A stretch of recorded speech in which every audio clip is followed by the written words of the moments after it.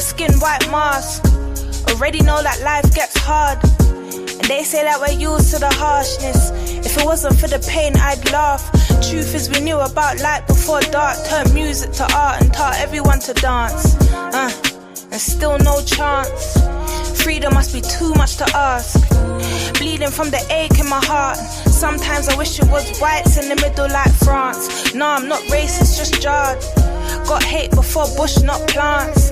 They say we should leave it all in the past, but my brother's still dying on the end, so I can't. So if my attitude stinks, don't ask, cause a hashtag won't help you understand my stance. Fuck a melody, this is real rap if you ever see. Head hot, cause the system won't let me be. Tell me how I thrive in a place that don't cherish me. And they wonder why we all need therapy. Pre the energy, yeah, just another nigga to Penelope. And they don't get it how we bottom of the barrel and still drip sauce on the world, no recipe. Weight of the world on my shoulders, all the pressures in life still tightly holding. We pour libation for all of the fallen soldiers, but the pain still goes unspoken. They want us to stay broken, never gonna fall, fuck folding. I see my people lost hope, shit, don't you know we all been chosen. We are oppressed, we are exploited, we are downtrodden, we are denied not only civil rights but even human rights.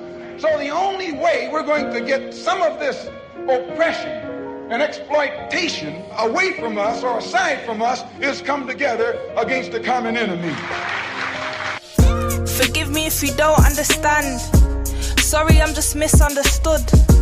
Punished if I try to take a stand. Meanwhile, my friends dying in the hood. And you can say that we're killing ourselves, but truth is they're killing us still.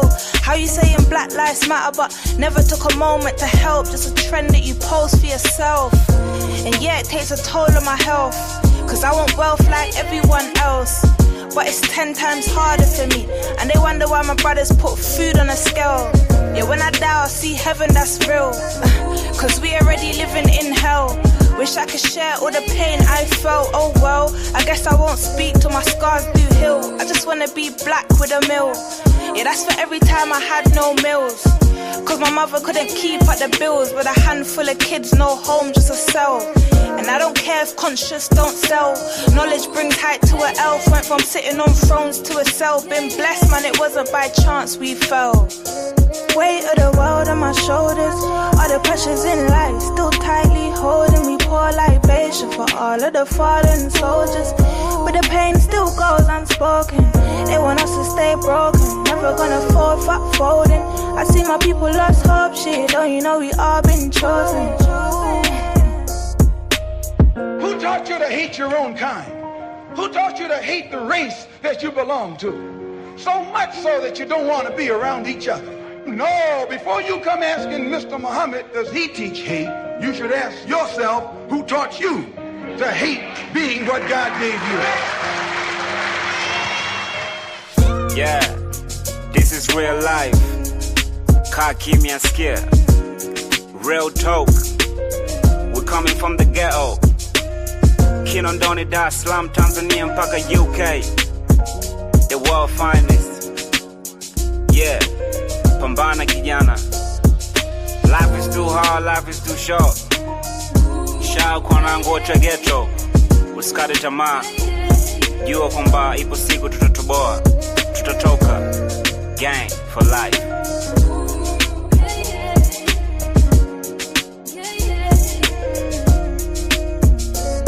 I am the true name.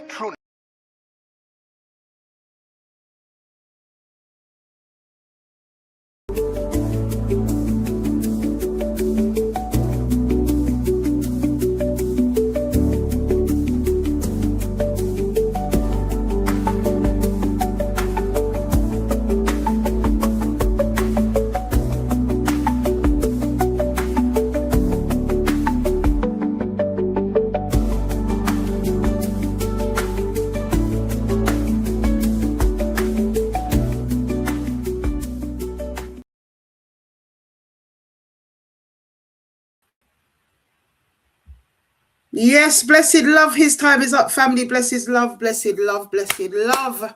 Welcome back again this Friday evening. Indeed, indeed, indeed. So you guys, how you been? Blessed love, Hurricane Toya. Blessed love, Sean. Blessed love, blessed love. I'm expecting a little bit of turbulence tonight, you guys. I hope you've been well. I've been well. Great week. Still no change with mum. And yeah, it's just been quite busy but quite focused as well, you know. That's what it's been. But let's get straight down to the meat and potatoes, because you see tonight, I want you guys to share the live as well. You know, I haven't been doing much promotion. A lot of people have been kind of going, Afua, I didn't know you were back and stuff like that. So we know a lot of people ain't listening, but people need to listen to this live tonight. Let me tell you, they need to listen to this live tonight. Now, you guys may remember the twins, the disabled twins, Stephen Murray. You may remember the guy that used to do the AA advert. For those of you that don't remember, I'll just recap a little bit. I ain't got a picture of him straight at hand, but you guys will remember, put up a one if you remember Stephen Murray, the dirty nonce that abused his disabled twins, particularly the daughter. It's two disabled twins, or two, of course, they're twins, but they're disabled twins, one boy, one girl. They're now around sort of 23, that kind of age. And the abuse started when they were in childhood. You know, they were definitely underage. So if you guys remember that, that's what we're talking about tonight. But we're not just going to talk about it. I know this girl here, this is who we're talking about tonight before we get any further. This girl here, this nasty piece of work, in my opinion, is who we're talking about tonight. So her name is Corinthia Ponponne. Yep, that's who she is. There she is, guys. I can't do overlays. I don't know what's actually going on at the moment with my stuff, but that's who we're talking about tonight anyway. Corinthia Ponponne. I think that's how we're saying it. It's probably French because she's of Dominican extraction. And it's probably a French name, Ponponne. So, but that's who we're talking about tonight. This is she. Yeah, and she is the baby mother of the paedophile, Stephen Murray, who we spoke about, I don't know now. It was a good little while ago. It was before I went away. Hold on a sec, guys. Before I went away, and yeah, so it's a good few months ago. You guys remember, some of you remember. In any event, this woman, this gal, was extremely instrumental in giving us information about her baby father. I mean, she would be. That was the decent thing to do, right? That was a decent, humanly thing to do. She was not an enabler at that point. She did not withhold information. In fact, she was extremely forthcoming. In fact, she was the person who shared the polygraph report. Yeah? If you remember rightly there, what really pinned it for him, or for us anyway, was the fact that there was a lie detector test that had been conducted officially, and he had failed it when it was asked if he'd had sexual contact with his daughter. Now, sexual contact is extremely broad. And before I go into everything tonight, and let me tell you, we got a hot one tonight, people. I am going to show you unequivocally what this girl, Corinthia Ponponne, the stepmother of the twins, has been doing to them behind everybody's back. She had us fooled. She had everybody fooled. Yeah? Short of her coming on this live and telling the story, she had everybody fooled, because she presented herself as a doting stepmother who had come into the paedophile's life, who had, in a sense, rescued them. You know, that's what was sold to me. I bear witness for that tonight. What was sold to me is that, you know, this has ruined my home. It has ruined my relationship. It has ruined everything that I have and hold dear. And all I've done is try to love these children, be a supportive stepmother. And I was instrumental in bringing this to the police. And that's not untrue. It's definitely not untrue. And none of those things are untrue in the sense where, you know, she pushed for it to be brought to the police. But the question is, how did you obtain the information from the twins? How far did you push these young people? What form did your stepmother intake? What's the real facts around this? Because there's been some allegations that have come to light, and they've come to light to me a couple of months ago. Actually, I was still abroad when they came to light, and I had a conversation with Miss Corinthia. And I call her that with the the deepest of contempt. But I had a conversation with Miss Corinthia about it, and she was adamant. She was absolutely, what's the word that I'm looking for? You know, she was adamant. She was absolutely adamant, and she was appalled. She was shocked that the twin Rakia, and I can use Rakia's name because she's given me permission to use her name tonight, had made these allegations against her. And what were the allegations? The allegations were that she had been systematically abusing the twins physically, emotionally, and financially for quite some time. And when we're talking about abuse, we're talking about the most abhorrent abuse against two twins who have suffered from cerebral palsy since birth, who are in wheelchairs. The male twin pretty much cannot even get out of the wheelchair at this moment in time, because their progress also has been arrested. Their development has been arrested, and their progress has been stunted. So the male twin is actually regressing in the opinion of those people that care about him and that are around him, you know? Absolutely disgusting behavior. More than that, to me, we're going to get into it, you know. This is just my preamble. I am so appalled, not only at the lies that you told me, Corinthia, because I know you're in the bushes watching hard. Go comment now, you wicked girl. You salop. How about that? Put it in your language. Sakwe salop. Wicked girl. I'm telling you, I could not believe when I finally was able to verify this. Because let me tell you, I'm going to explain something. And I think I kind of touched on it when I was telling the story of the young girl's abuse at the hands of her disgusting father. I think I was telling you about it then. The way that this little girl is affected, her defense mechanism when she's pushed into a corner is to lie. For me, for somebody like myself that sees this time and time again in survivors, in victims, it's just old hat to me. But for somebody like Corinthia, she really couldn't get her head around it. I tried to explain it to you, Corinthia. I tried to explain it to you several times. Not least the last time when you called me, which was not that long ago, just about a month or so ago, I think, thereabouts, approximately. And the words that she said to me was, Afua, Rakia is not a victim. She's complicit with her father in incest. She's lied and lied continuously, and I want nothing more to do with her. And we had a discourse where I was trying to say to her, hold on, there's nothing you can say, Miss Corinthia, that's going to convince me that that little girl is anything more than a victim. And you need to get your head around that, because I just feel like you're demonizing her now.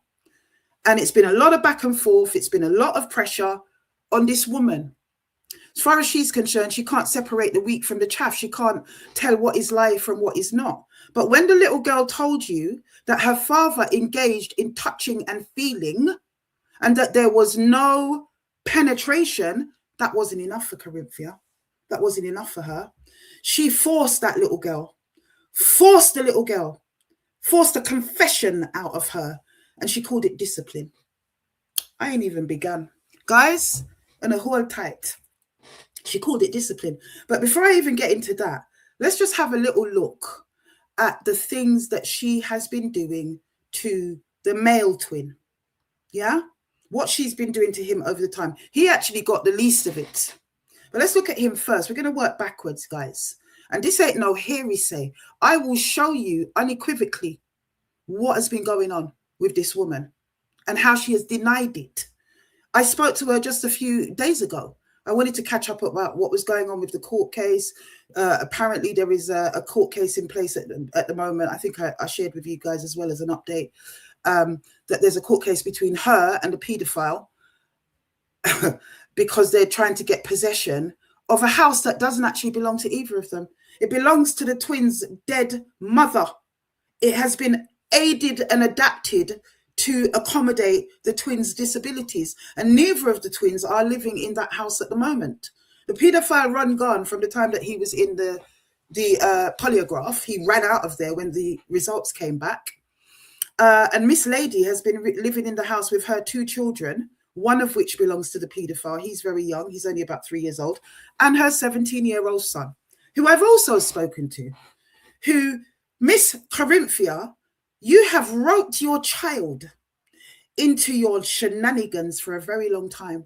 You've roped the boy into your shenanigans for a long time. So I'm not going to indict him tonight. And I don't want anybody else to indict young Reese. I am going to call his name because he was mentioned so many times in a bit of evidence that I have. It was impossible to redact it. And I think it's really important to show it. And he's 17. And the fact that he's complicit in this abuse. Whether your mother's drawn you in or not, you're getting to an age where you know better. Do not do your mother's evil bidding. Because the allegations are, I have less proof of that, that he indeed also burnt Rukia on his mother's say-so. Yeah?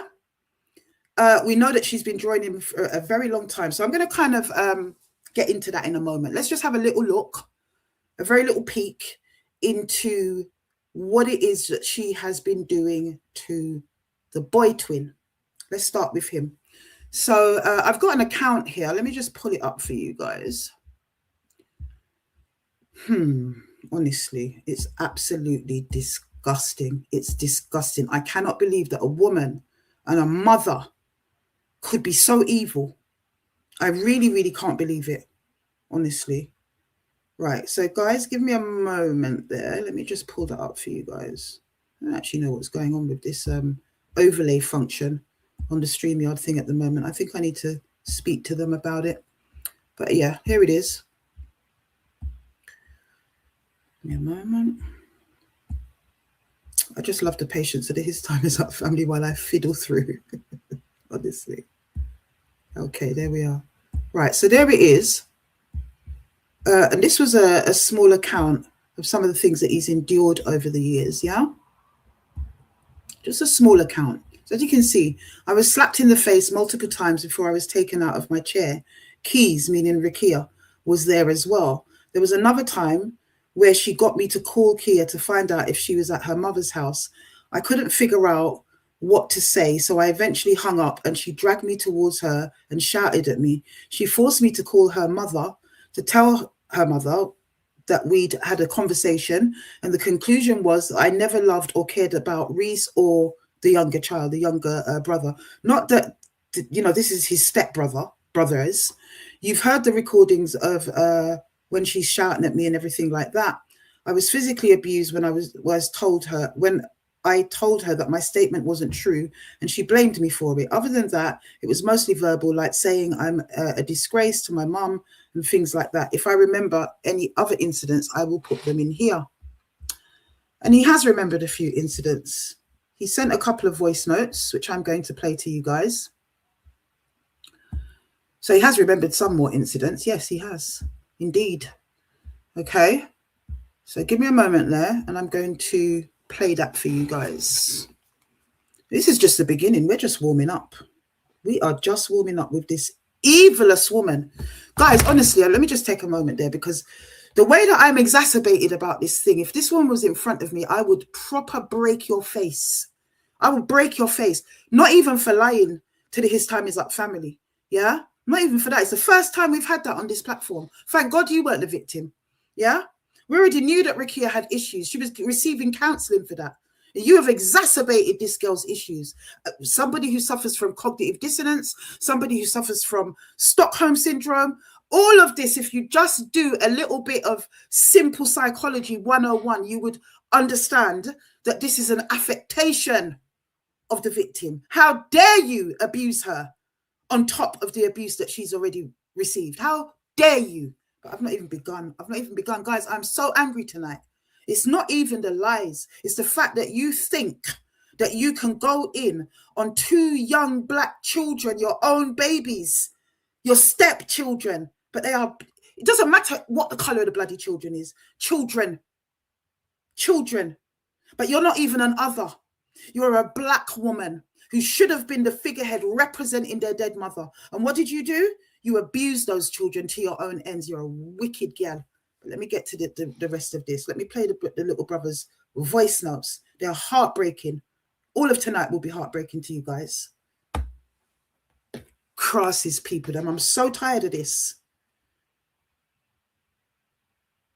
Let me get to these voice notes. Okay. All right. So I'm going to try and keep this short and simple as possible, but otherwise it's going to get quite... Proper one if you guys can hear that. Anyway, so my experience over the years with was a bit of a crazy one. So, so after the allegations came out from my sister, there would be like a lot of times where she would like try and get information out of me and my sister, and like basically if,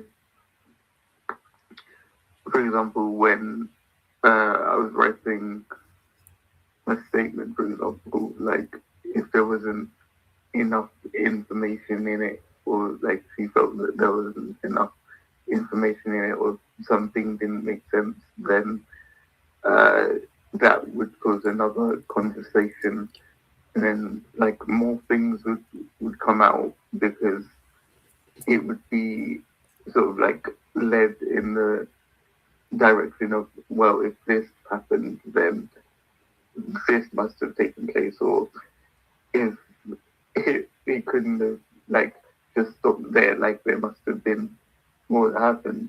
And then it's basically over the many years that we've been in this situation, that sort of thing has become really common. And so then the conversation over time would get more volatile, and it would lead to like actually becoming physical. So there were times where like she would slap me in the face, with my lip bled. There would be times where like she would pull me out of my wheelchair, and then one time where she actually like tipped my wheelchair over, and it almost hit me while I was on the ground. So that happened. And then in regards to my sister, I feel like the abuse was a lot worse, because she felt like my sister was hiding the information, and felt that she wasn't keeping her in this situation, and that was the reason why it has lasted so long, when like really me and my sister both tried to be like, no, we've been like trying to tell you the truth, but you're not trying to hear it. Especially like when we would have phone calls and that sort of thing, because then we weren't actually at her house. So it would be a bit easier to like try and speak up, but like neither her or Reese in a sense were hearing it. So we were kind of just going around in circles, facing the abuse, and I didn't really know who we could talk to about it, sort of thing. So sort of been like that for the most of the time that we've been in this situation. So yeah, I'm happy to clarify anything else if it wasn't clear enough in this voice note, but yeah, so hopefully that helps. So with the money, for me, it started as a contribution to the house to help with bills, because I still lived at the property until September of 2024. And after I moved out, it became more of a thing slowly where it was like we were to blame for the situation that she was in, and that the reason why she couldn't work and things like that. So then it became more of a emotional blackmail thing, because then I would feel like obligated to continue sending the money rather than like worrying about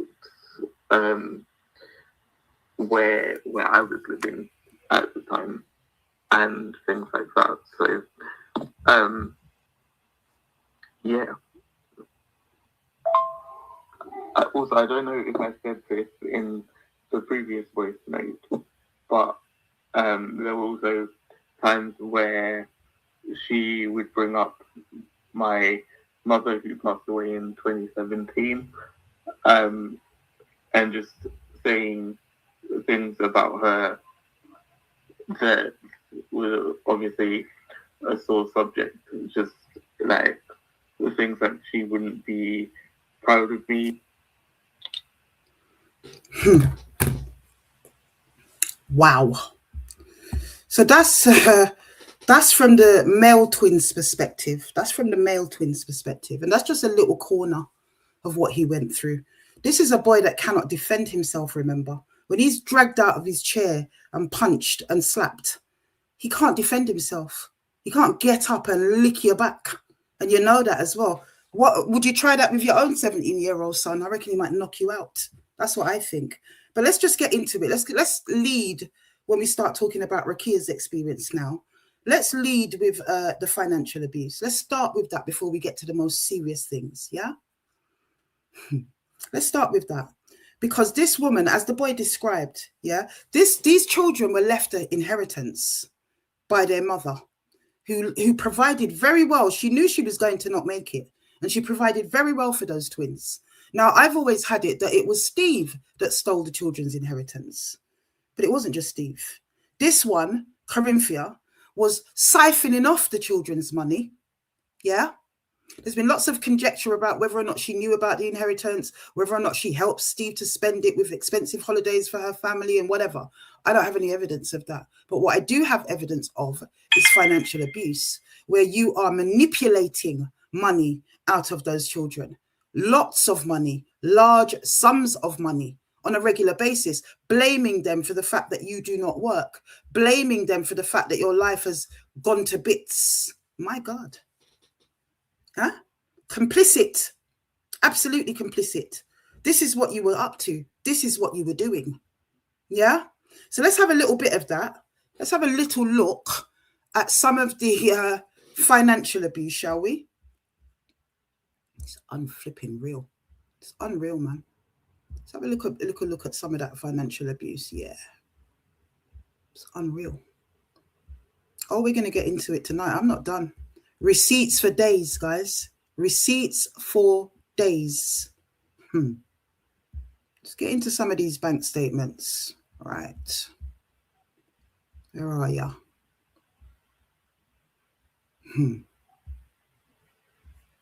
Where are you? Okay. Do you know what? I don't even need to show all of them. I've got the total over the course of not even a year. I don't think it is. It's a certain period, but it's not even a year. And there's a total there that adds up. It's not even for the whole amount of time, guys. Do you understand? So I'm going to show you that total now, because I can't find all of them at the moment, actually. I've got so much stuff. Jano, I've got so much stuff. Unreal. But as you can see here, let me just share that with you guys. 1 second. It's a lot slower without the overlays, right? But just bear with me. You guys bear with me. This is how much, people, yeah?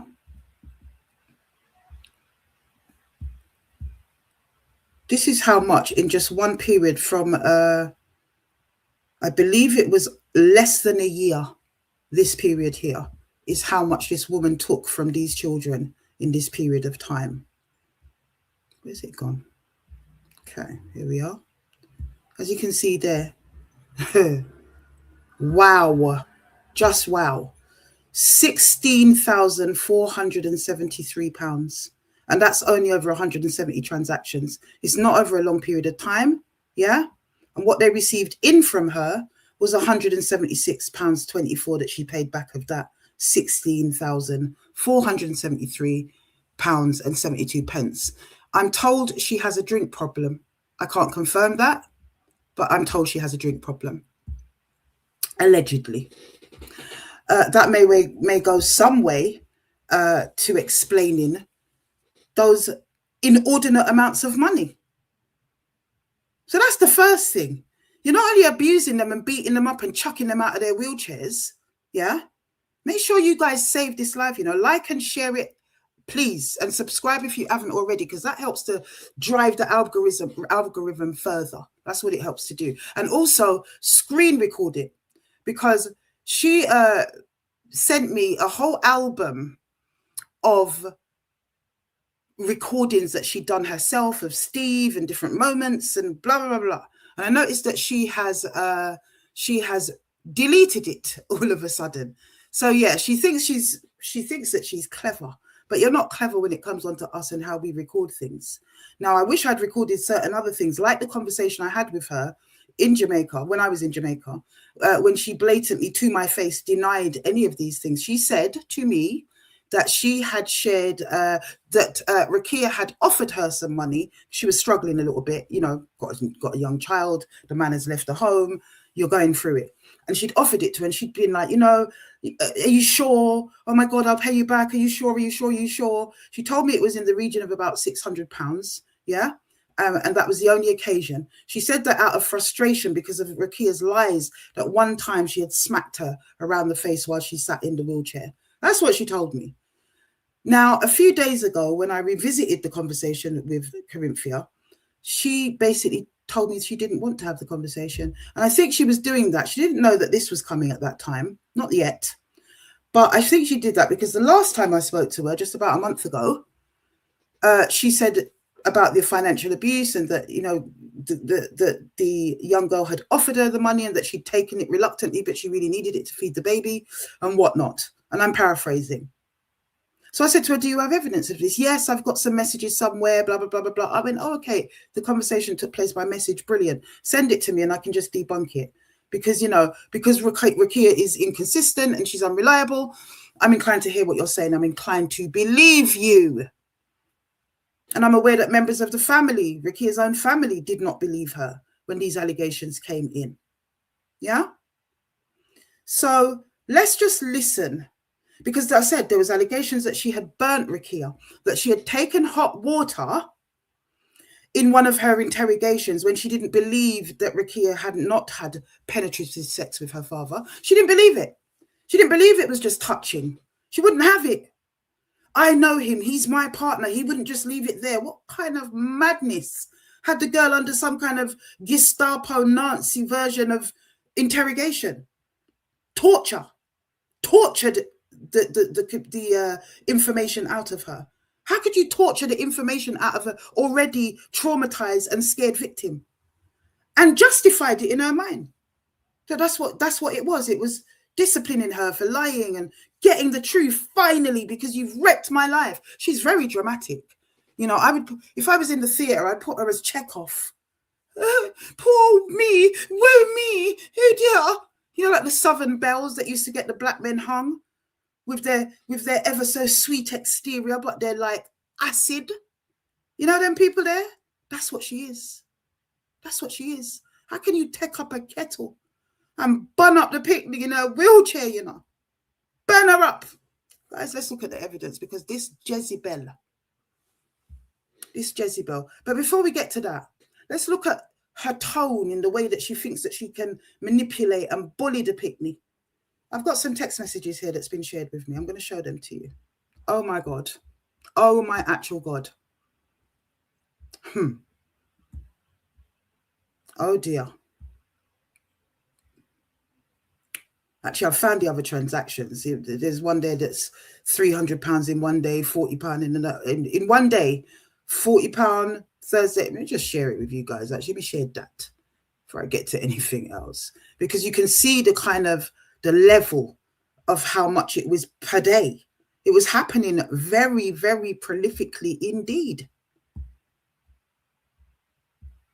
Look at this one. Look at this one, guys. Within a matter of 24 hours, look at that. Look at that. Thursday, the 12th of March, £40. Wednesday, the 11th of March, £15. Tuesday, the 10th of March, £300. And on it flipping goes. There's another one for the 9th of March. I didn't capture that bit. My God. My God. In one day from the disabled children. Oh my days. See if I can find the next one before I move on. Unflipping believable. Here we go. Here's the next one for you. It's just unreal. It's just unreal, the level of abuse. So you can see the prolific nature of it. Yeah, this wasn't just favors or helping people out. It wasn't just that. Look at this one. In one day. Monday, the 30th of March, 100. And then another 270 on the same day. Yeah, this is coming out of one account. This is Rakia's account. Friday, the 27th of March, a week later, 700 quid. Well, it weren't Christmas. I don't know how you're going to justify that one. But in what, 1 week? Huh? That's over £1,000. Alone in 1 week. Just absolutely vile level of financial abuse. Vile level of financial abuse. But let's look for the other stuff. Look for what I'm trying to find here. Okay. It's not that one. Okay. It's not that one either. Okay, here we go. Right. So here's one. Just bullying a vulnerable, I say a child at 22, 23, 18, whenever it was going on, you're still a pick-me as far as I am concerned. That is more than, a vulnerable adult. That is a child, in my opinion. But here's the bullying, the nature of it. You see that, guys? Hold on. Look at that. This is what she's been going on with. We ain't even begun yet. We haven't even begun. She's basically holding Rakia siege in the hotel where she's staying. Yeah. She's saying you can wait for as many hours or days as you want. You have to come out sometime. You will have to leave your room at some point. You are not a victim. We are, with lots of exclamation marks. And the poor girl says, don't come to the hotel. I just don't want to talk at the moment, but I will later. I will give you the answers. She says, Rakia, we need to speak now. This is mine and the children's lives. You have no right to do what you are doing at all. Now you want to drag the name of her son into it. If you don't want us to have to come, call me now, please. What right does she have? Huh? What right does she have to terrorize the girl? If she doesn't want to talk, she doesn't want to talk. Does she? My God, indeed. Guys, let's get into it. Because as I said, yeah, I had a conversation with Miss Corinthia over the last couple of days, yeah? And again, she didn't outwardly deny it to me at that point, yeah? And I wanted her to because I wanted to capture the conversation, but I managed to capture quite a bit of our conversations, including her reaction when the post went out. When the post went out, where she feigns shock and horror. You can hear the fakeness in her voice, the inauthenticity in her voice. Well, I can, because I know she's lying. I know you're lying. But I've captured that, and you guys can hear how she deals with this, because she doesn't deny it, but she won't have the conversation because she doesn't want, she knows she cannot produce the evidence that she offered to me. She knows she can't produce it. So now she tries to throw a curve on me in this conversation and say, I just am over it. I don't want to talk about it. I am over it. I don't want to talk about it. This is the way that manipulators work. She's a narcissist. In fact, I would go further to say, in my opinion, that she's actually a psychopath. She's a psychopath. Not all psychopaths are serial killers. They don't all kill. And I think she's probably got it in her. The level of manicness that this woman reaches is just unreal. It's just unreal. But before we get to that, I'm going to give you a little insight into her parenting. That's what I need to do. I'm going to give you an insight into her parenting. And I'm going to put out an appeal to her son, Reese.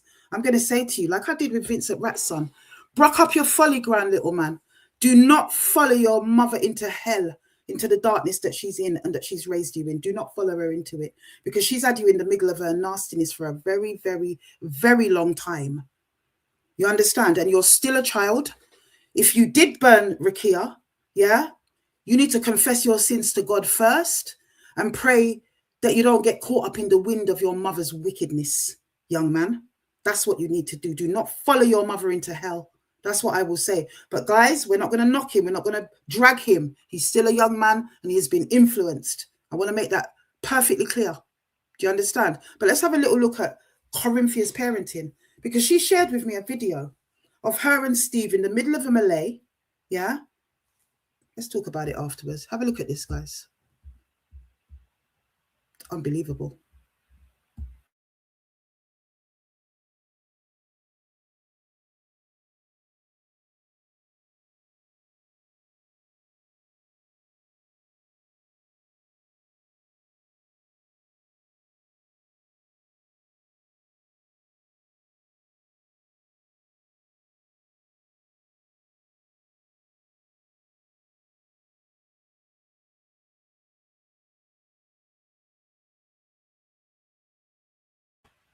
Just give me one moment, because it's not letting me do pull several things at the same time. So I'm going to just share this at the moment. Give me a moment, guys. Yes, here we are. How are we doing this? Okay, let's share a window. Okay, I think I might have it. No, it's not doing it. 1 second, guys. Just give me a moment. Where's the window? Is this the window? No, that's not the window. Give me a moment, guys. I beg. Give me 1 second. This is really important. What the fuck is this thing? That's a tab. Am I rusty? Or is something going wrong here? Just give me a moment. This is quite significant. Child, let me just share the whole thing. Right, I get it now.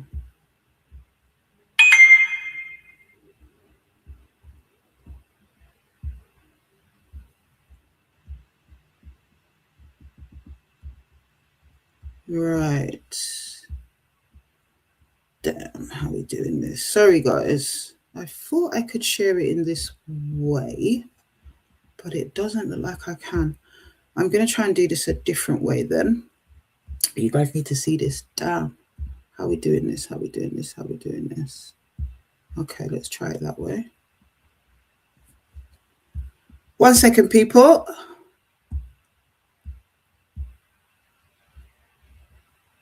Ah, now I see where we are.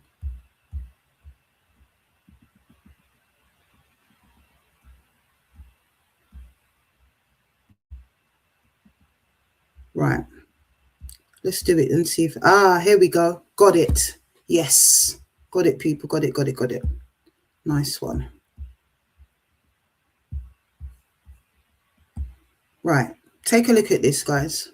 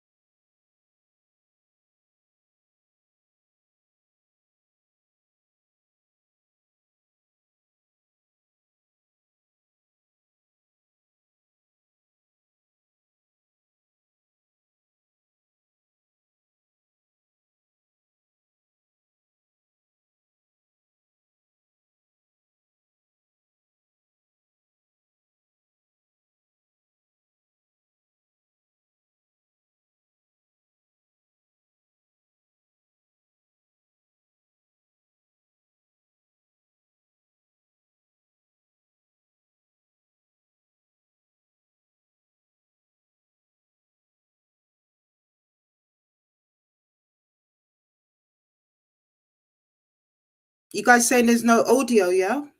All right, let's try and correct that.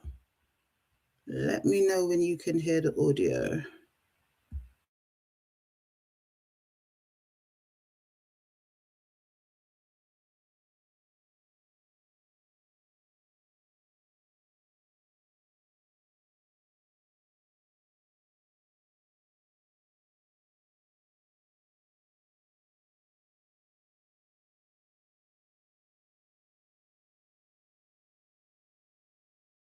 Put up a one if you guys can hear it now.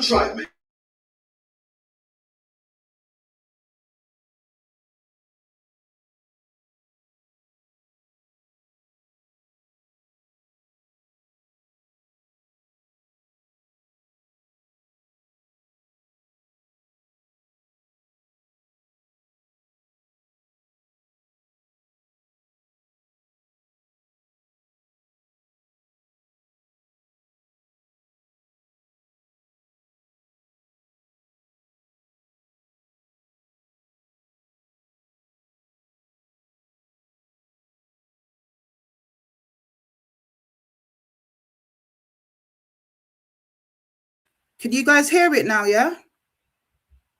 All right, let's put it back. Right, can you guys see that? And let me know, put up a one if you can hear it. That's what I need to know.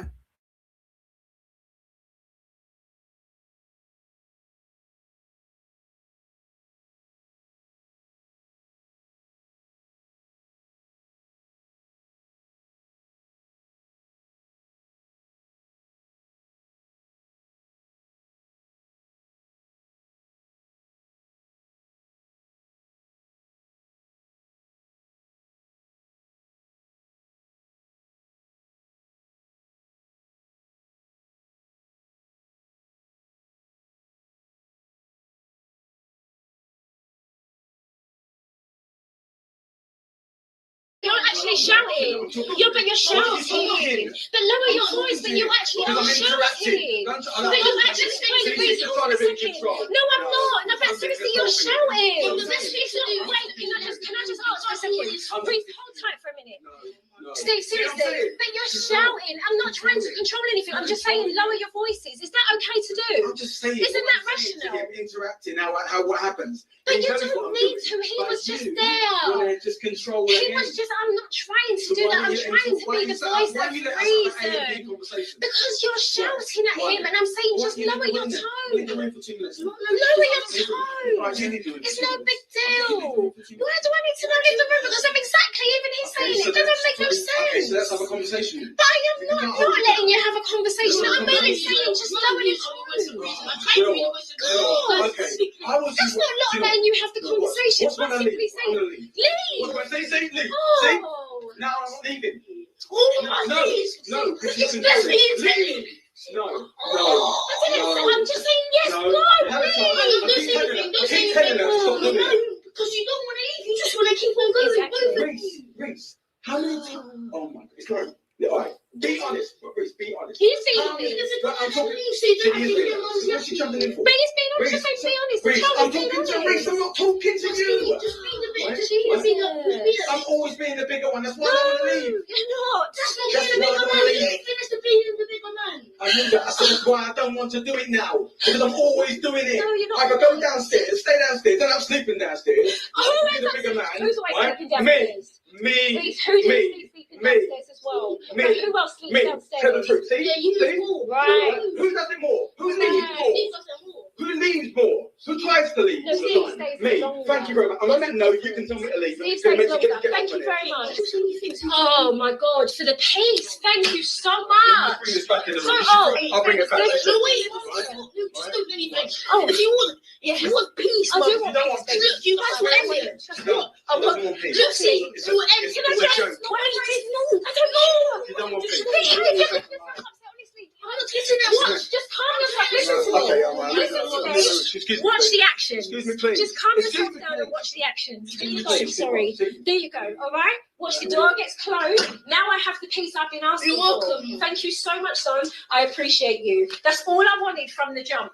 Thank.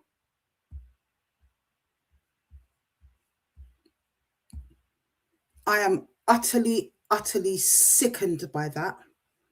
I'm sickened by that. I'm sorry about the audio problems, guys, in the beginning. I am sickened by that. How you can justify that? How you can justify that? Because she's sending this to me. And when I first saw it, I thought I was busy, my mum, whatever, I was abroad. I looked here and I thought, whoa, I need to have a word with her about that at some point when when it's appropriate, because that ain't cool, is what I thought to myself. I would have had a light conversation with her about it and whatever. But now putting it in the context of all of this child's been groomed from his little bit. Did you see that? We blurred out his face, actually, because his face was visible at times. This was a baby. His voice hasn't even broken yet. His hands are really small, if you guys saw that. He was a child, a baby. He wasn't 17. Yeah? I'm gauging him somewhere prepubescent between 10 and 12 at this stage. I don't know how long ago it was, but it's absolutely appalling. But it gives you some kind of insight into the parenting style. It gives you an insight. And if you listen into how she's behaving in that, yeah, I don't want to really give it to the pedo, because it sickens me to even see him in there, knowing what he's doing, and then he's putting someone else's child through that as well. Where's the dad in all of this? That's what I'd like to know. Because if it was my baby fathers and the stepdad was carrying on like that, I know someone would be getting knocked out in front of their picnic. Unbelievable. Just unbelievable stuff. Unbelievable. Let's get into it. Let's really, really get into it. This is a woman that says she has not hit the children. She's not done this. She's not hit them in the way that they've explained. She's not marked them up. She's not done any of those things. So let's have a listen to the conversation that we had with this girl. The conversation I had with this girl. Give me a moment. Hopefully this one's smoother.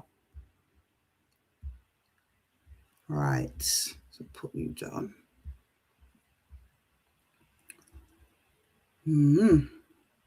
Just unreal. Just unreal. Right, so this is a series of 3 conversations. Now, she called me, I think at one point, and I called her back. And that's what you guys are kind of going to hear. And it's going to be me kind of trying to talk to her about the allegations, really, as well as the court case and what's been going on with him. As far as I'm concerned, neither of you should be in that house. Those kids should be in that house. That's what I think. But yeah, listen up to this, guys. See if we can get this one going. And put up a 1 if you can hear it. If there's any more technical problems, let me know, yeah?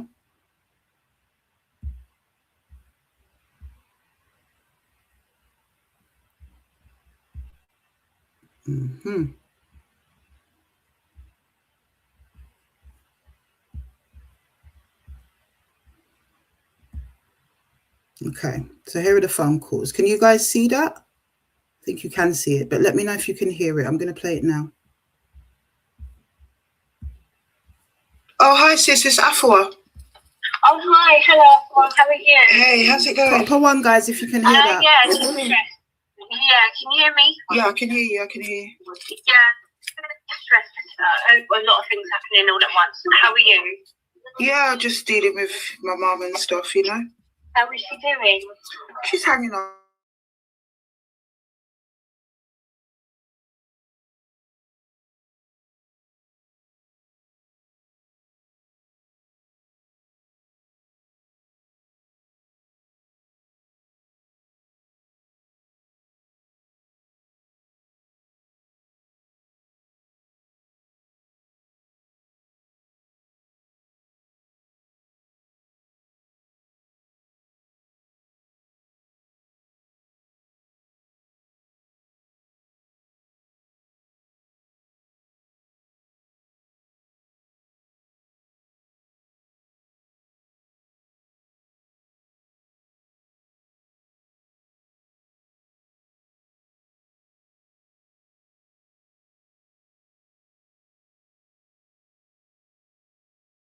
Right, guys, don't ask me what's going on tonight. Let me try again. Because neither of us are actually occupying home at the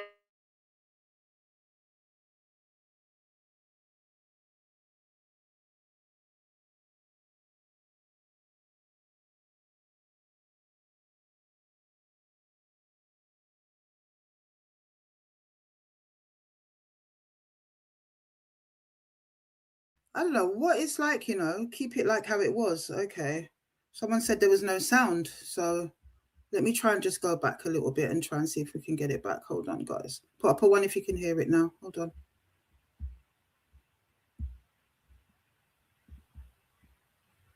Oh, where's it gone? Oh, what is? There's always technical faults when I really want to share the most important information. Isn't it crazy, guys? Let me just see if I can find it. Hold on. Oh my God.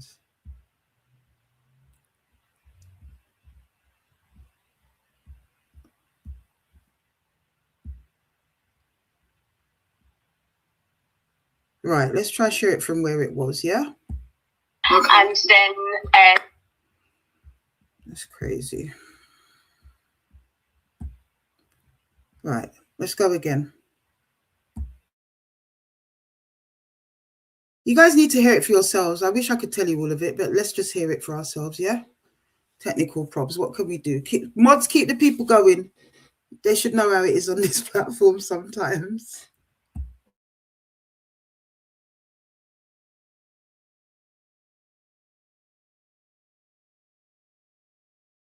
Put up a one if you can hear that, people, please. You know, because neither of us are actually occupying home at the moment, they wanted to kind of have a look at the occupation order closer to a point of potential return. And so that's also what they've decided to, that's also one of the reasons as to why it's adjourned. So, yeah. Okay. That's crazy. That is crazy. You know, these what we spoke about before that's been surfacing again. Oh, I'm not interested. Afua, seriously. Can you do you know what? Listen, when you spoke to me about stuff, I was in the throes of being in Jamaica. Do you know what I mean? I took some of it in.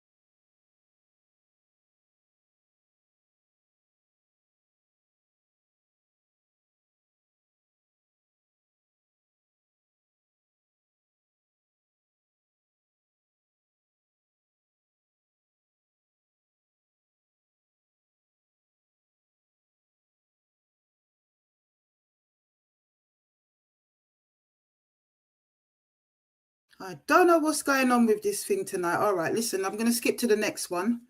I haven't got it on a different device, you see, guys, so I can't even let you listen to it off the device. Do you know what I mean? Off of this device. That's what I should have done, actually.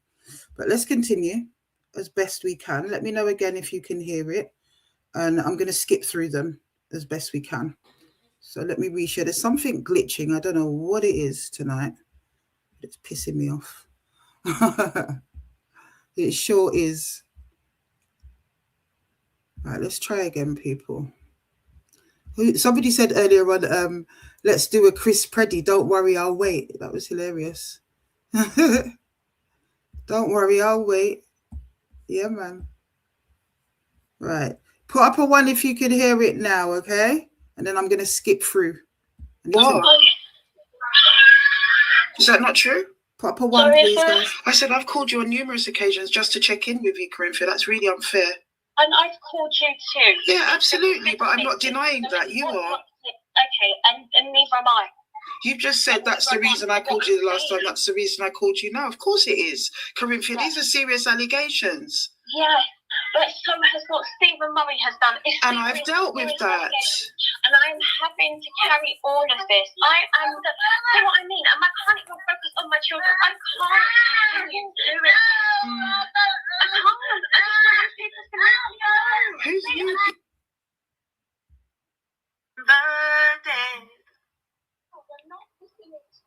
Hello? Hi, Afua. Actually, what you said at the end.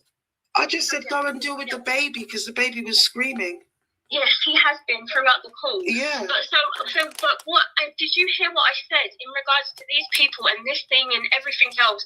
Afua, I have got nothing to say. I seriously don't, and I hope you can respect that. Just like everybody else, I want to be left alone. Yeah, naturally. I think what I said to you before you hung up was, or before I hung up, I think what I said was like, of course I'm going to talk to you about it because they're really serious allegations, but we spoke about that already. Do you remember?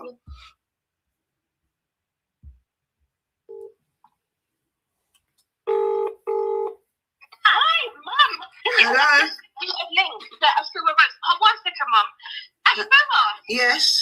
I've just seen the link that you just posted. I cannot believe that. Really? Corinthia? Yes. Corinthia, you are a wicked girl. You are a very wicked girl, Corinthia. You're a very, very wicked girl. You are a wicked girl. You lied to us. You lied to the community. You've lied to me. You are a wicked, wicked girl. Yes.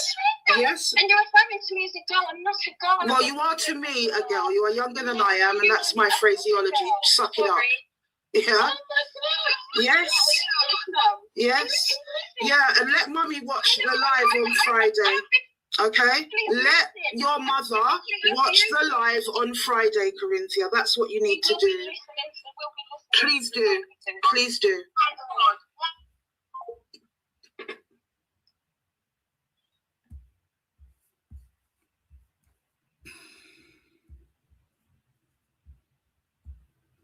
So you can hear the nasty denials, yeah, and the shock horror.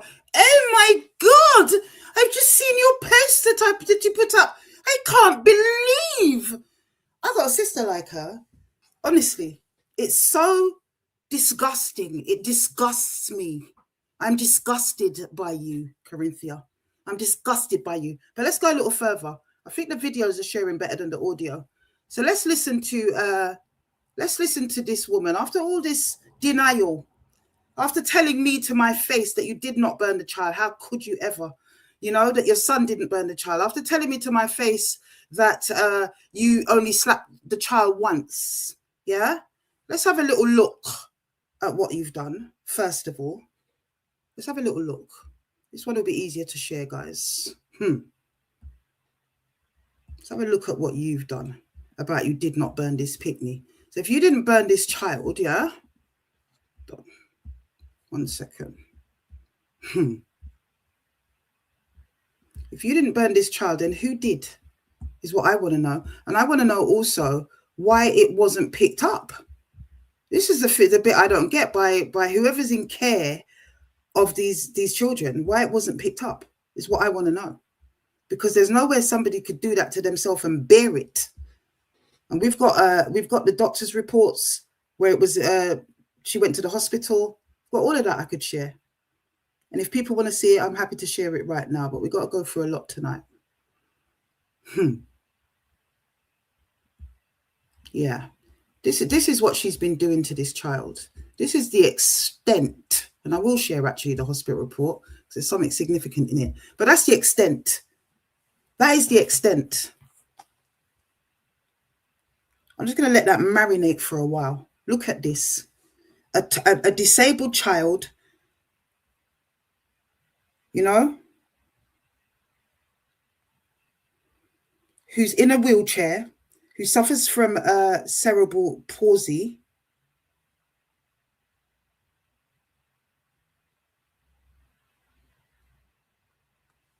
Look at that. Burnt completely. Absolutely disgusting and despicable. And let's have a look at the hospital report. Let's have a look at that.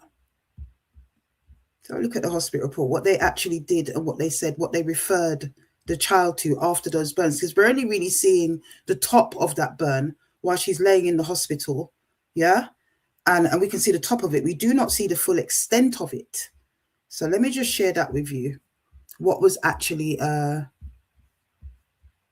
what the prognosis was on the back of those burns. Disgusting, really serious burns. See what the prognosis was.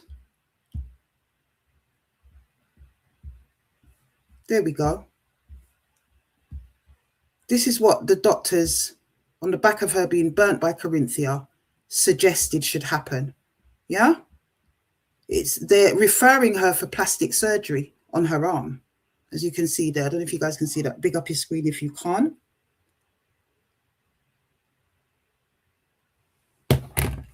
Yeah, big up your screen if you can't. Let's have a little read through that, guys.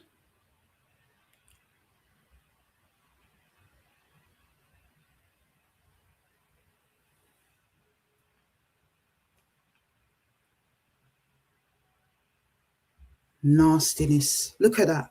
The child had to go for plastic surgery? Huh? For plastic surgery? That's how serious the burns actually were? Méchant salope. You wicked girl. You're evil. You're evil. But let's go further. Let's listen now. Yeah? Let's listen. After she denied. Remember, guys, she denied. Give me a moment there. Wickedness. Just wickedness. Wickedness, man. So bear with me, people. Yeah? Remember, she denied it, you know. To everybody concerned. There was an incident at the hotel or something like that, I think, with one of the aunties where she denied it again and again and again. But have a listen to this, guys. In Corinthia's own words. Have a listen to this.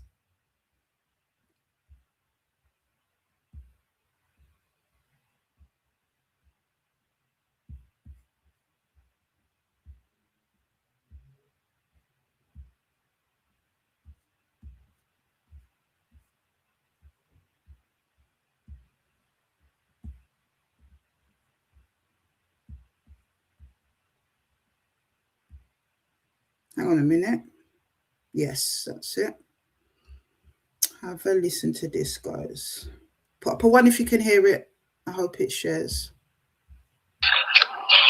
Yeah, like this was a last resort thing, innit?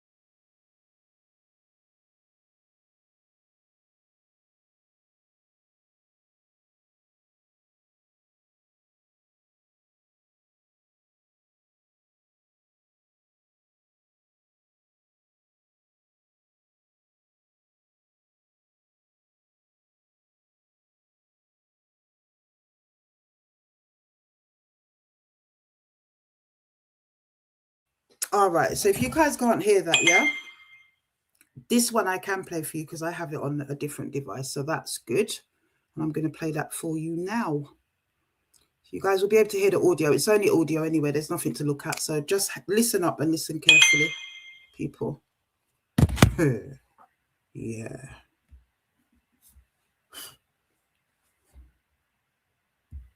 All right. 100%.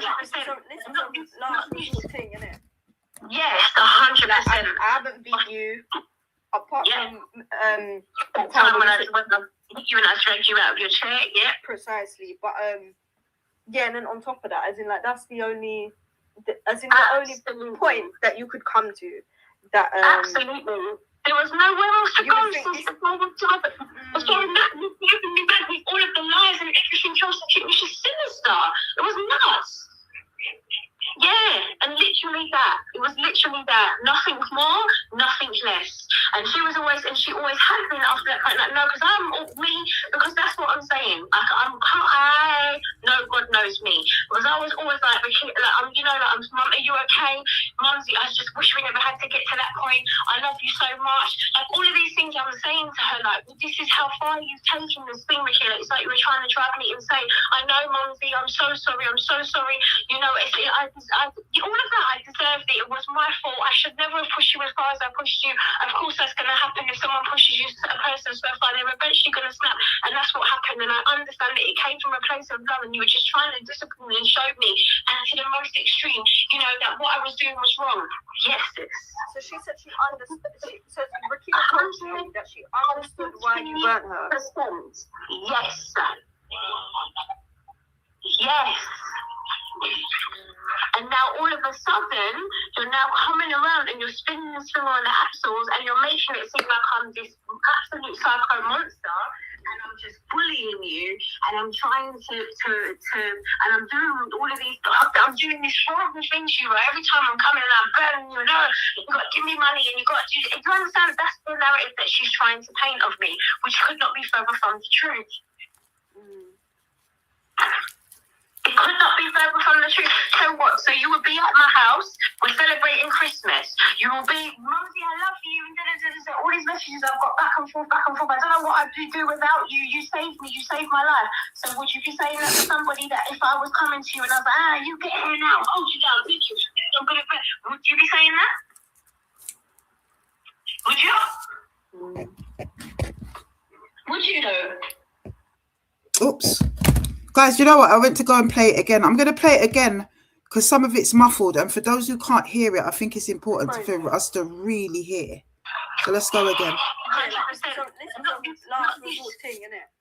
Yes, 100%. I haven't beat you apart from the time when I hit you and I dragged you out of your chair. Yeah, precisely. But yeah, and then on top of that, as in like that's the only point that you could come to. That absolutely. There was nowhere else to go since the whole time. Was getting back with all of the lies and everything else. It was just sinister. It was nuts. Yeah, and literally that. It was literally that. Nothing more, nothing less. And she was always, and she always has been after that point. Like, no, because I'm me, because that's what I'm saying. I know God knows me. Because I was always like, Mum, are you okay? Mumsy, I just wish we never had to get to that point. I love you so much. Like, all of these things I was saying to her, like, well, this is how far you've taken this thing, Michaela. It's like you were trying to drive me insane. I know, Mumsy, I'm so sorry.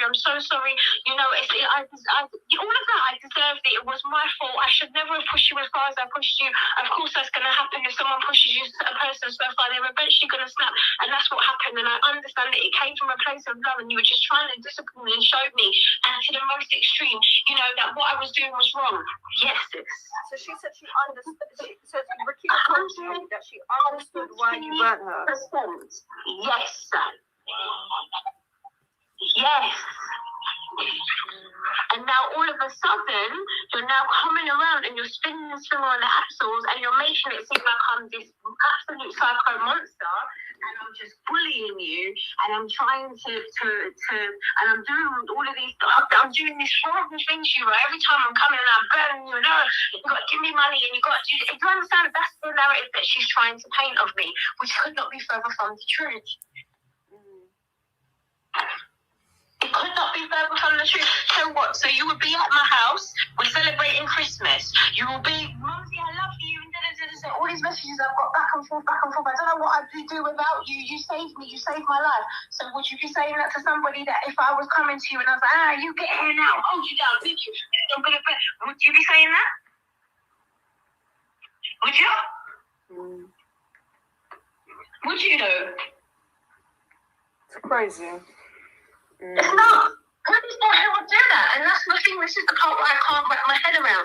It doesn't make any sense. I've got a beautiful bracelet that the kids have just bought me for flipping Mother's Day, for God's sake. I wanted it from HMS Sample. It's a guest bracelet that they all chipped in and they bought me. Is that somebody who's abusing you? Now I can't even look at the damn thing because I know it never came from a place of love. She sent me a message the same Saturday. I said, you need to go. I need you out of my life. Like, you're not well. This is just too much. And I need to come out. Because you're going down the wrong path. You're going to go and do something really bad and I can't be a part of it. The girl was in my yard crying, tears. We were both sobbing uncontrollably, like we were grieving the loss of our relationship. And then come the Monday, it's this. All of a sudden, I'm this crazed person who is blaming and torturing you. Really? Really? Oh shit, sis. Let me call you back. Give me 1 second. Sure, no problem, sis.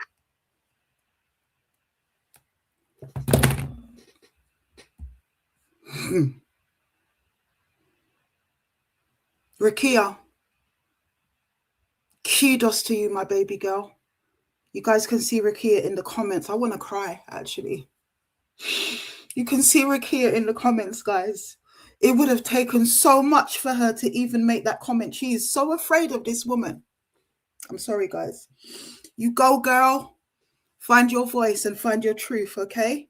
You don't need to lie about anything anymore. No one's going to torture you, baby girl, anymore. There she is. She's got her picture up, guys. Give her some love. Yeah?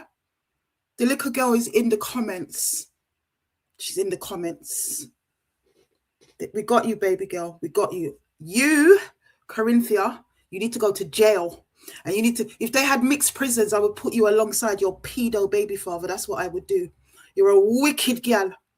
Wicked, wicked, wicked girl. And yes, Rakia, you are right. You can't believe that she felt she had the right to do that to you, to burn you with a kettle. Do you know how long it's taken, baby girl, to even be able to say that out loud to her own family who don't believe her because of her issues, put on her by her father?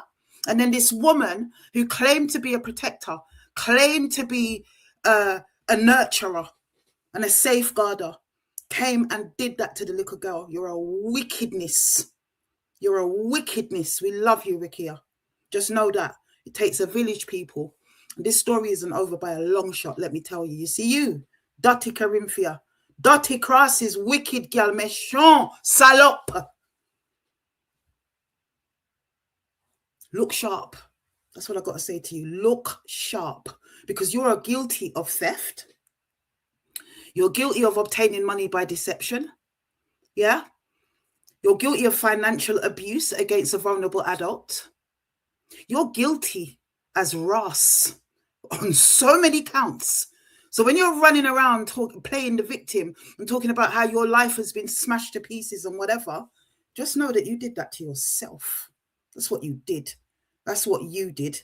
And how much of the abuse you shared with me, that you saw the signs. I spoke it at the time when I was telling the story. You saw the signs. You didn't know what to do with it.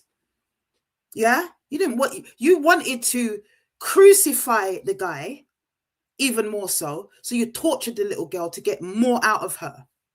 To get more out of her. Yeah? Because she blamed herself. Yeah. So she thought it was okay for you to do that to her. An abuse victim.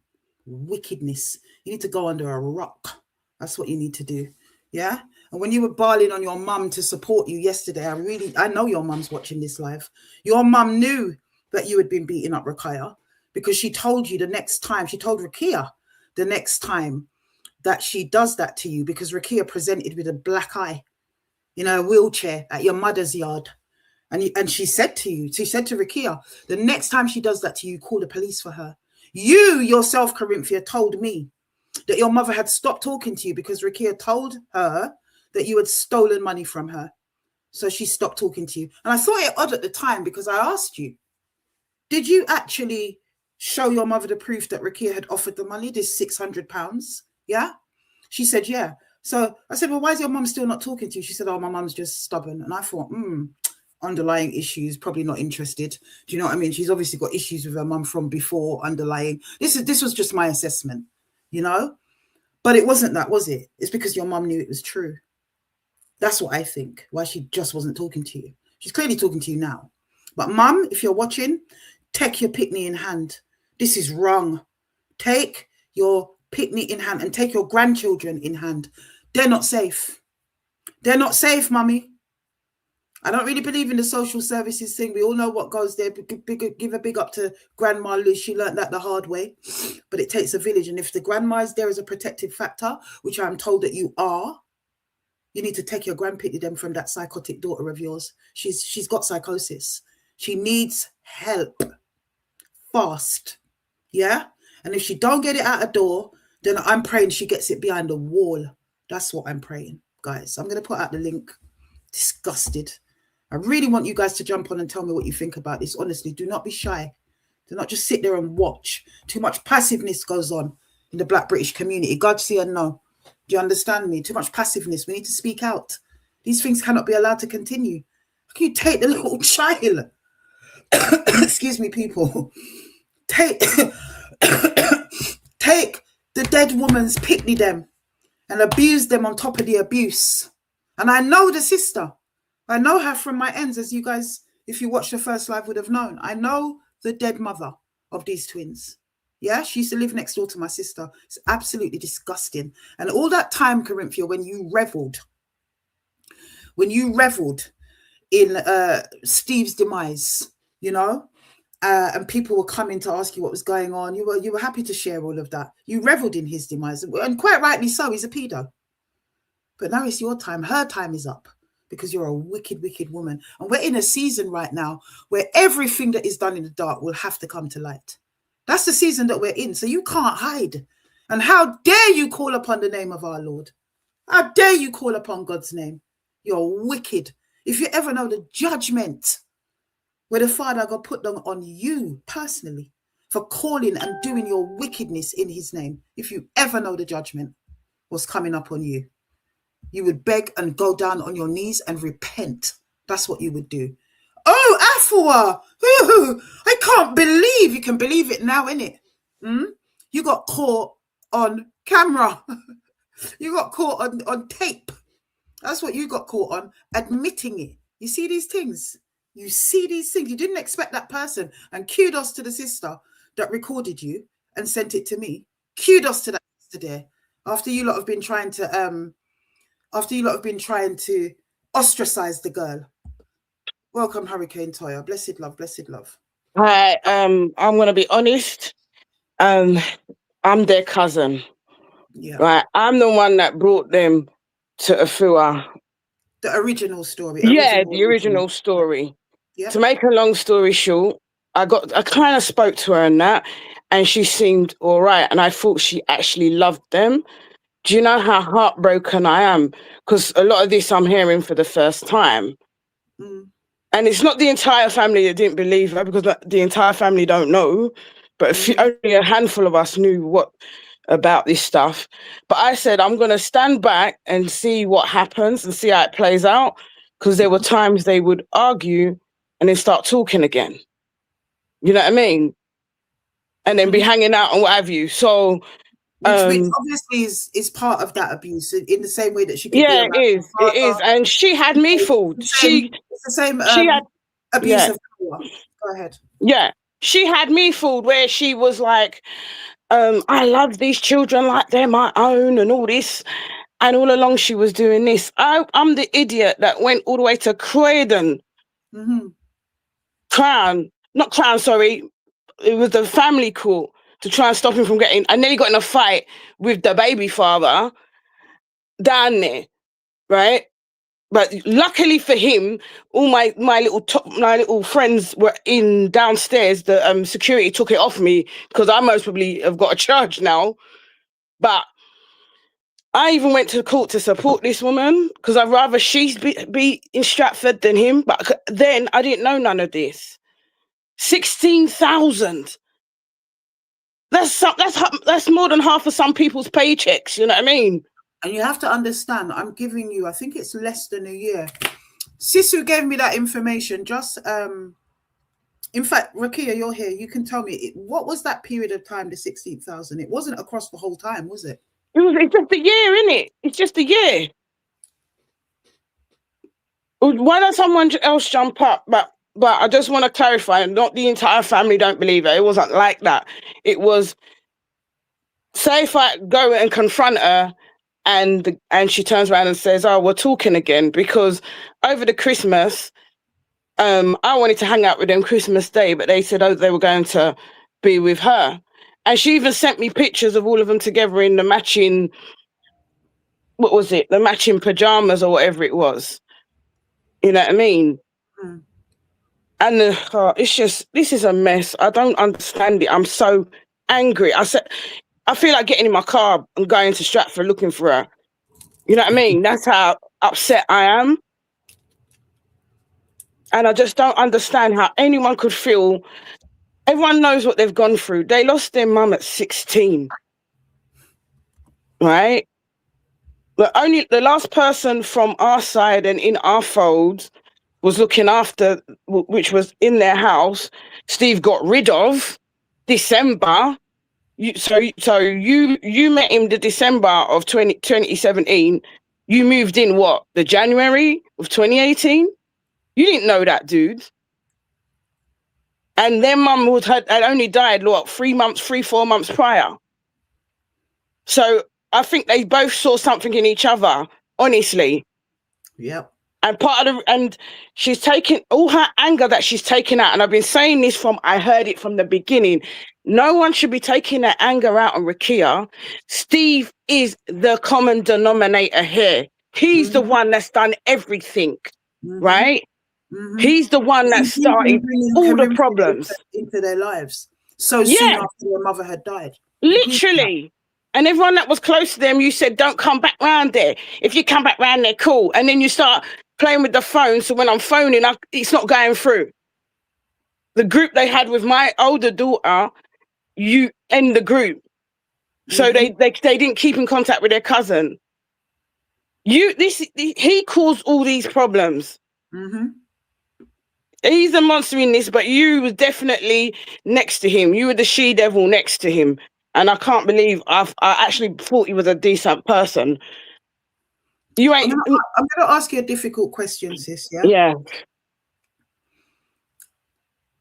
What are the failings? Because there's been failings all around, as far as I can see. I'm going to be blunt. What do you guys think you could have done more from their mum's side of the family? When he kicked us out, we should have stayed going there. I should have stayed on his ass. Okay. I blame myself every day, and I tell God every day, forgive me for that. Because I should have been around there at least once a week to see what the hell was going on. You know what I mean?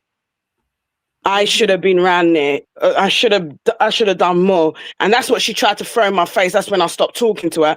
Well, if it was my family, I'd be around there all the time. No, you wouldn't, especially when he's a little bitch like you that calls the cops every 2 minutes. And you, at the time, you're in a government job. You know what I mean? Because I still got to feed my family. You got to remember that. She said that to me more than once, and I've said to her more than one time that Steve is the cause of all this. You're taking your anger out on Rakia when you should be looking for Steve.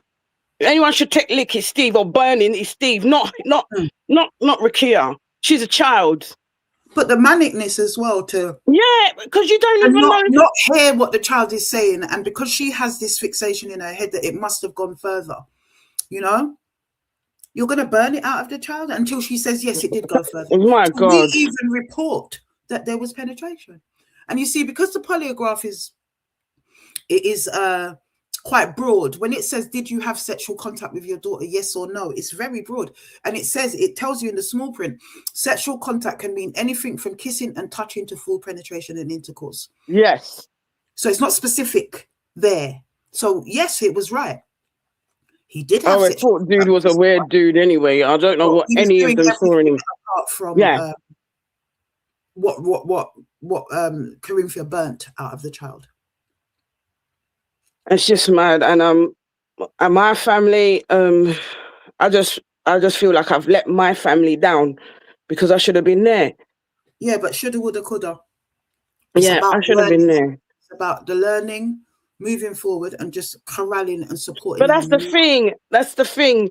She needs that support now. Yeah, over the past year or two, I've been taking her to her mum's grave. I took her to my church and they prayed over her. I did a lot of things, and then I found a counsellor. And then all of a sudden, I can't remember what happened, but it all collapsed. She was going forward, and it's like she took 10 steps back. And it's just insane. I can't believe, because most of what was in this live tonight, it's the first time I'm hearing it and seeing the burn. That's what's really done it for me. Well, you know what? I hope DC Marlon at Leytonstone Station is seeing this. What are you gonna do, DC Marlon? He was the guy that was investigating the case. Yeah, right? Yeah. What are you gonna do, DC Marlon? DWP, what are you gonna do? Because this is ridiculous. How many of us have broken up in a relationship and had how many years off work because we're broken off of a relationship? I'm sorry, maybe 2 weeks, not how many years, and expect someone else to look after you. What is this? Her version of reparations? Are you mad? It is her version of reparations. She deserves to be. She deserves reparations. We're the victims. You're the victim and not her. Excuse me. Her life, remember? You're the victim and not. Wow! It just made me sick. I'm so angry right now. But yeah, I just tell people as well that it wasn't just one arm. Oh God! Because there were technical issues, and I was speeding through everything. I didn't show you the other arm. It was she took the kettle and poured it across both arms. Yeah, so that they're identical. Holy Ghost fire! It's not just one arm. My Jesus! It's sickening. Absolutely sickening. And so his time is up, family. I know I said it before. I'll say it again. I am so sorry that I brought this mad woman to us. But in a way, we wouldn't know the other stuff. Well, exactly. But I feel like a right tip bringing this woman. Sorry, I'm being corrected. Yes, thank you for that, Raydem02. One burn was Corinthia. The other burn was her son. Jesus. That's it. Thanks for correcting me on that. And I'm not going to say the person's name out, but to the person that helped get all this information, thank you. Even though me and you don't really get on, I'll be big enough to say thank you for getting all this information. So now, hopefully, if I can send this live to the Metropolitan Police or whoever, hopefully they'll do something about it, because this is madness. It's actually madness. And she deserves to go to prison alongside Steve. In fact, you know what? She'll probably go to prison quicker than Steve with something like this. Because literally. Blessed love, peaceful harmony. I didn't see you jump in there, sis. Yeah, because there's a lot more evidence. Do you know what I mean? A lot more. To the point, it's insane. Right, I'm going to jump off. Someone else, please jump on. Yeah, man. Right, take care. Right. All right, sis. Thanks for that context, yeah? Unreal. Let me see if I can show the other hand, actually, because there was another one. Just unreal. It's just unreal. Thousands of pounds across 2 to 3 years. Or Rakia says as long as she has known the woman. There's the link, people. Copy and paste it into your browser. If you can't do that, you can click straight on it. Some people can click, some people have to copy and paste it and put it in their browser. And then you can join if you want to jump on and have your say. If not, we're going to wrap up. Gone a little bit over tonight. Well, I'm not in control of who goes to the police or who doesn't. If nobody was going to the police, actually, I would be making a safeguarding referral for these twins. I have the evidence third hand, so I can give it to the police and they can follow up with the individuals, but it looks like I don't need to do that. I don't need to do any of that. So yeah, grandma, to those boys, to Corinthia boys, take up your grand pitney them. I think you should do that ahead of time, because this is going to go very peak for you, Corinthia. It's going to go very peak for you. And as I say, you probably go to prison quicker than Steve would. You probably would. Right, guys. Let's look at some of the comments for a bit. Beyond evil. Beyond evil. Beyond evil. Yeah, Miss Carol says, don't blame yourself. Can the family get together now? Step in. Absolutely. I think that's what they're going to be doing. And everyone should be working together. Everyone should be working with the sister that gave me this information. Everyone should be working together. Like, put aside whatever differences you guys have and work together to bring these evilest parents, one biological, one step parent, together. They're like Fred and Rose West at this stage. They just haven't unalived anyone yet. Because I seriously believe when you study that woman's pathology, you listen to her and the things that she has done and the way that she has concealed it so skillfully. So skillfully. She's definitely a psychopath. She's definitely capable of killing someone. Because I'm pretty sure if she could get her hands on Rukia right now, that she would strangle her to death. You know, I'm quite convinced of that from all I've seen and heard. This is by the woman's own admission. No one's telling any lies on her today. Oh, and guys, make sure you screen record this before she take it down, because she's going with the same tactics as the pedo who took the live down under defamation. Yeah, she's going with the same thing.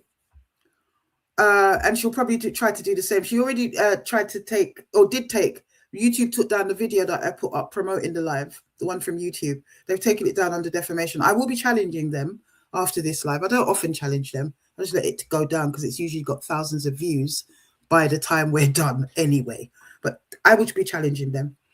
Blessed love, Yvette. How you doing, my sister? Yvette, unmute, sis. Look for the symbol that looks a little bit like an old-time microphone. It's a little symbol. And press it and unmute, please. Can you unmute for me? Can you hear me? I don't know if you've accidentally clicked on the link, but you're live. Yvette? Yvette? No? I'll leave you there for a bit. I don't know if you can unmute yourself, because I can't unmute you when you first join. But I can unmute you after you've unmuted yourself. I can only do that.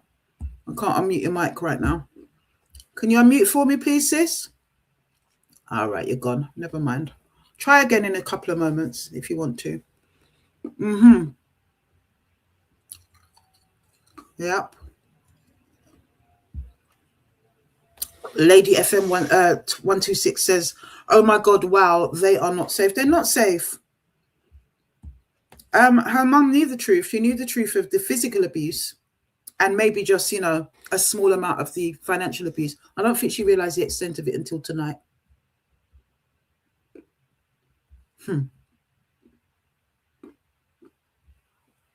So sad. So sad. Honestly. Somebody says the Dominican community needs to hear this. I don't know how was my Patwa? Susie Wong 6336. Was it correct? Because I'm Jamaican, obviously. My parents are Jamaican. I know a little bit from what I've picked up along the way from having friends from Dominica and St. Lucia. But tell me how my Susie Wong 6336, if you're still listening, tell me how my Jamaican, my French Creole was. Tell me how it was. Somebody who knows Patma, tell me how it was. They were receiving therapy, or at least Rukia was, but there were plans for her to go back to that. I like that comment there. Fire and brimstone for Ms. Ponponne. There's going to be a lot more lava splash for she. Rakia says, when she killed me, then the family might have had questions for her, but it's too late. We thank God for Rachel. We thank God for Rachel. You've named her anyway, Rakia. We thank God for Rachel. Absolutely. We thank God for Rachel, because this would not have come out. That recording clinched it. That confession clinched it. You understand? She can go nowhere. She can't lie to her mum. She can't lie to her friends. She can't lie to anybody. Just like Steve's polygraph test, just like his lie detector test. This is even better because it's conclusive in a court of law. Yeah, it's not inconclusive, it's conclusive. The polygraph test is not admissible in a UK court of law, but that recording could be. Remember, we had the covert recordings with Ponponne, you know, and if they can be admissible, then this definitely can. You're done, Corinthia. You are done. And you'll think twice before you come to a good platform like ourselves that is anointed to do this work, anointed to do this work in the Black community. You will never get away with lies. You are the first contributor. Thank God it was not a survivor or a victim, but you are the first contributor on this platform that has been found to be lying in this way and to be harming the actual victim when you purported not to. My God, I'm still disgusted. I even can't get over it. It's going to take me a while, you know?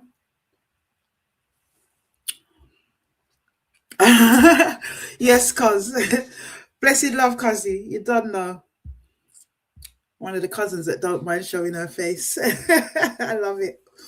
Love you, sis. Ray says, I would have never let her get away with this shit over my dead body. Absolutely. And finally, last one. Raydem says, where's Miss Ponponne with her denial now? Absolutely. Hiding under a bed, having a complete, utter meltdown, no doubt. She's probably going to go and get a bottle. And I don't know. I reckon there'll be prescription drugs at the end of this. Because she's manic anyway. That's the point, isn't it? She's manic anyway. I got to get this one in. Yeah, man.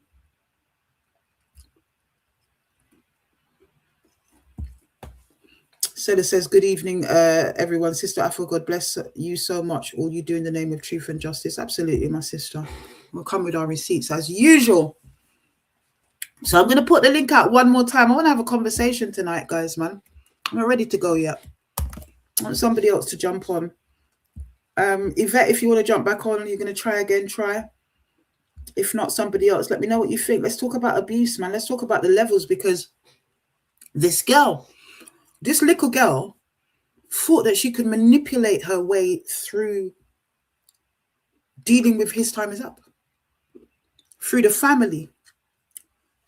It's not just telling lies, you know. It's actually being willing to put the victim, after you've abused the already abused child, and then place her in a situation where nobody believes her, because you know that she's kind of vulnerable for that.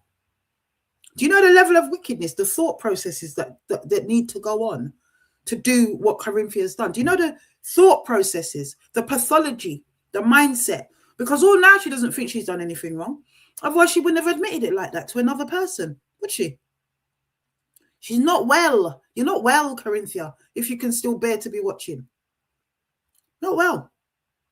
And to justify that, you know, and then she thanked you for burning her. To even have that.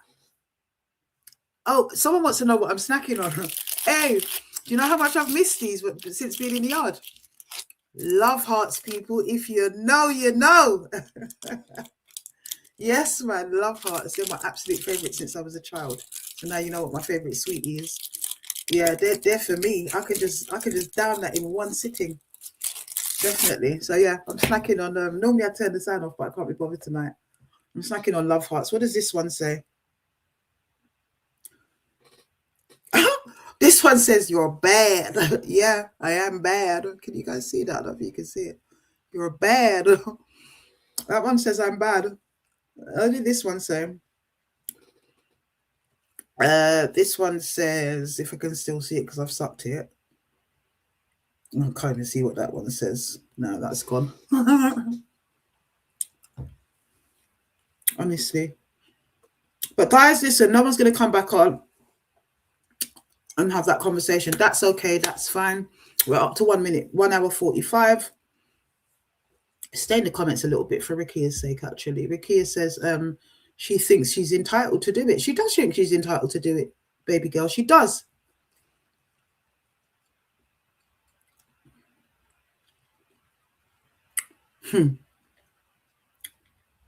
Yeah, for real. Yeah. Mental health. Well, she is crazy. And I don't mean so crazy that she's insane and she doesn't know what she's doing. But she clearly has a personality disorder. She's clearly a malign narcissist, which, you know, comes with psychopathic traits and underlying traits. That's what it is to me. You know, she's not bug crazy. She knows what she's doing, very much so. And only psychopaths can do that. Because what characterizes a psychopath? A lack of empathy. She's got no empathy. None whatsoever. And her insisting that Rikia is not a victim, guilty of whatever, she should be blamed as well because she's wrecked her life.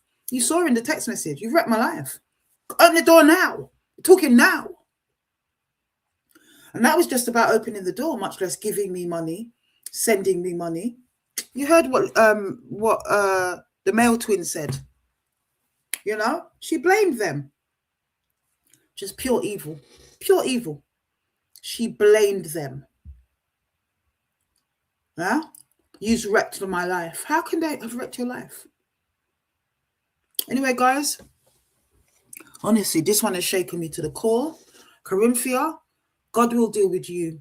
What is not yours will not be yours. But you see, whatever it is you need to take in this, gotta go get it to you double. And you're gonna have to just sit down on it. If I were you, I would get down on my knees. Rikia says she'll join the live, but she don't know how. Rikia, I'm gonna send you a link on WhatsApp. All right, darling. I was really hoping you would say that and finally release your voice, my girl. So I'm happy about that. I'm going to send you the link on WhatsApp. Just press it and take yourself through the steps. It's not really that difficult. All right. I'm going to do that right now. I had a feeling, you know. And this is why I said, let me stay on a little longer for Rikia's sake. Look at that. Let me just get the link to her, people. We're going to hear from the horse's mouth herself. This is going to be one of them old school lives that goes on for a little bit longer. Yeah, man, you go, girl. Find your voice. Find your voice, baby girl. Not a problem. Happy to host you. All right, let's get that to you. All right. We have a moment there, people.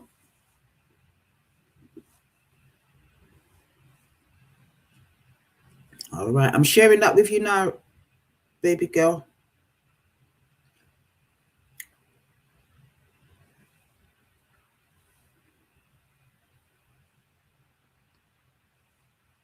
All right. Literally just sent that over to you right now. Tap on that link, sweetheart. We can hear from you. I'm actually quite emotional because I know what it's taken for that little girl to have to come here. Oh, my God. She's safe. I'm actually emotional, people. I am. Let's just wait for baby girl to join.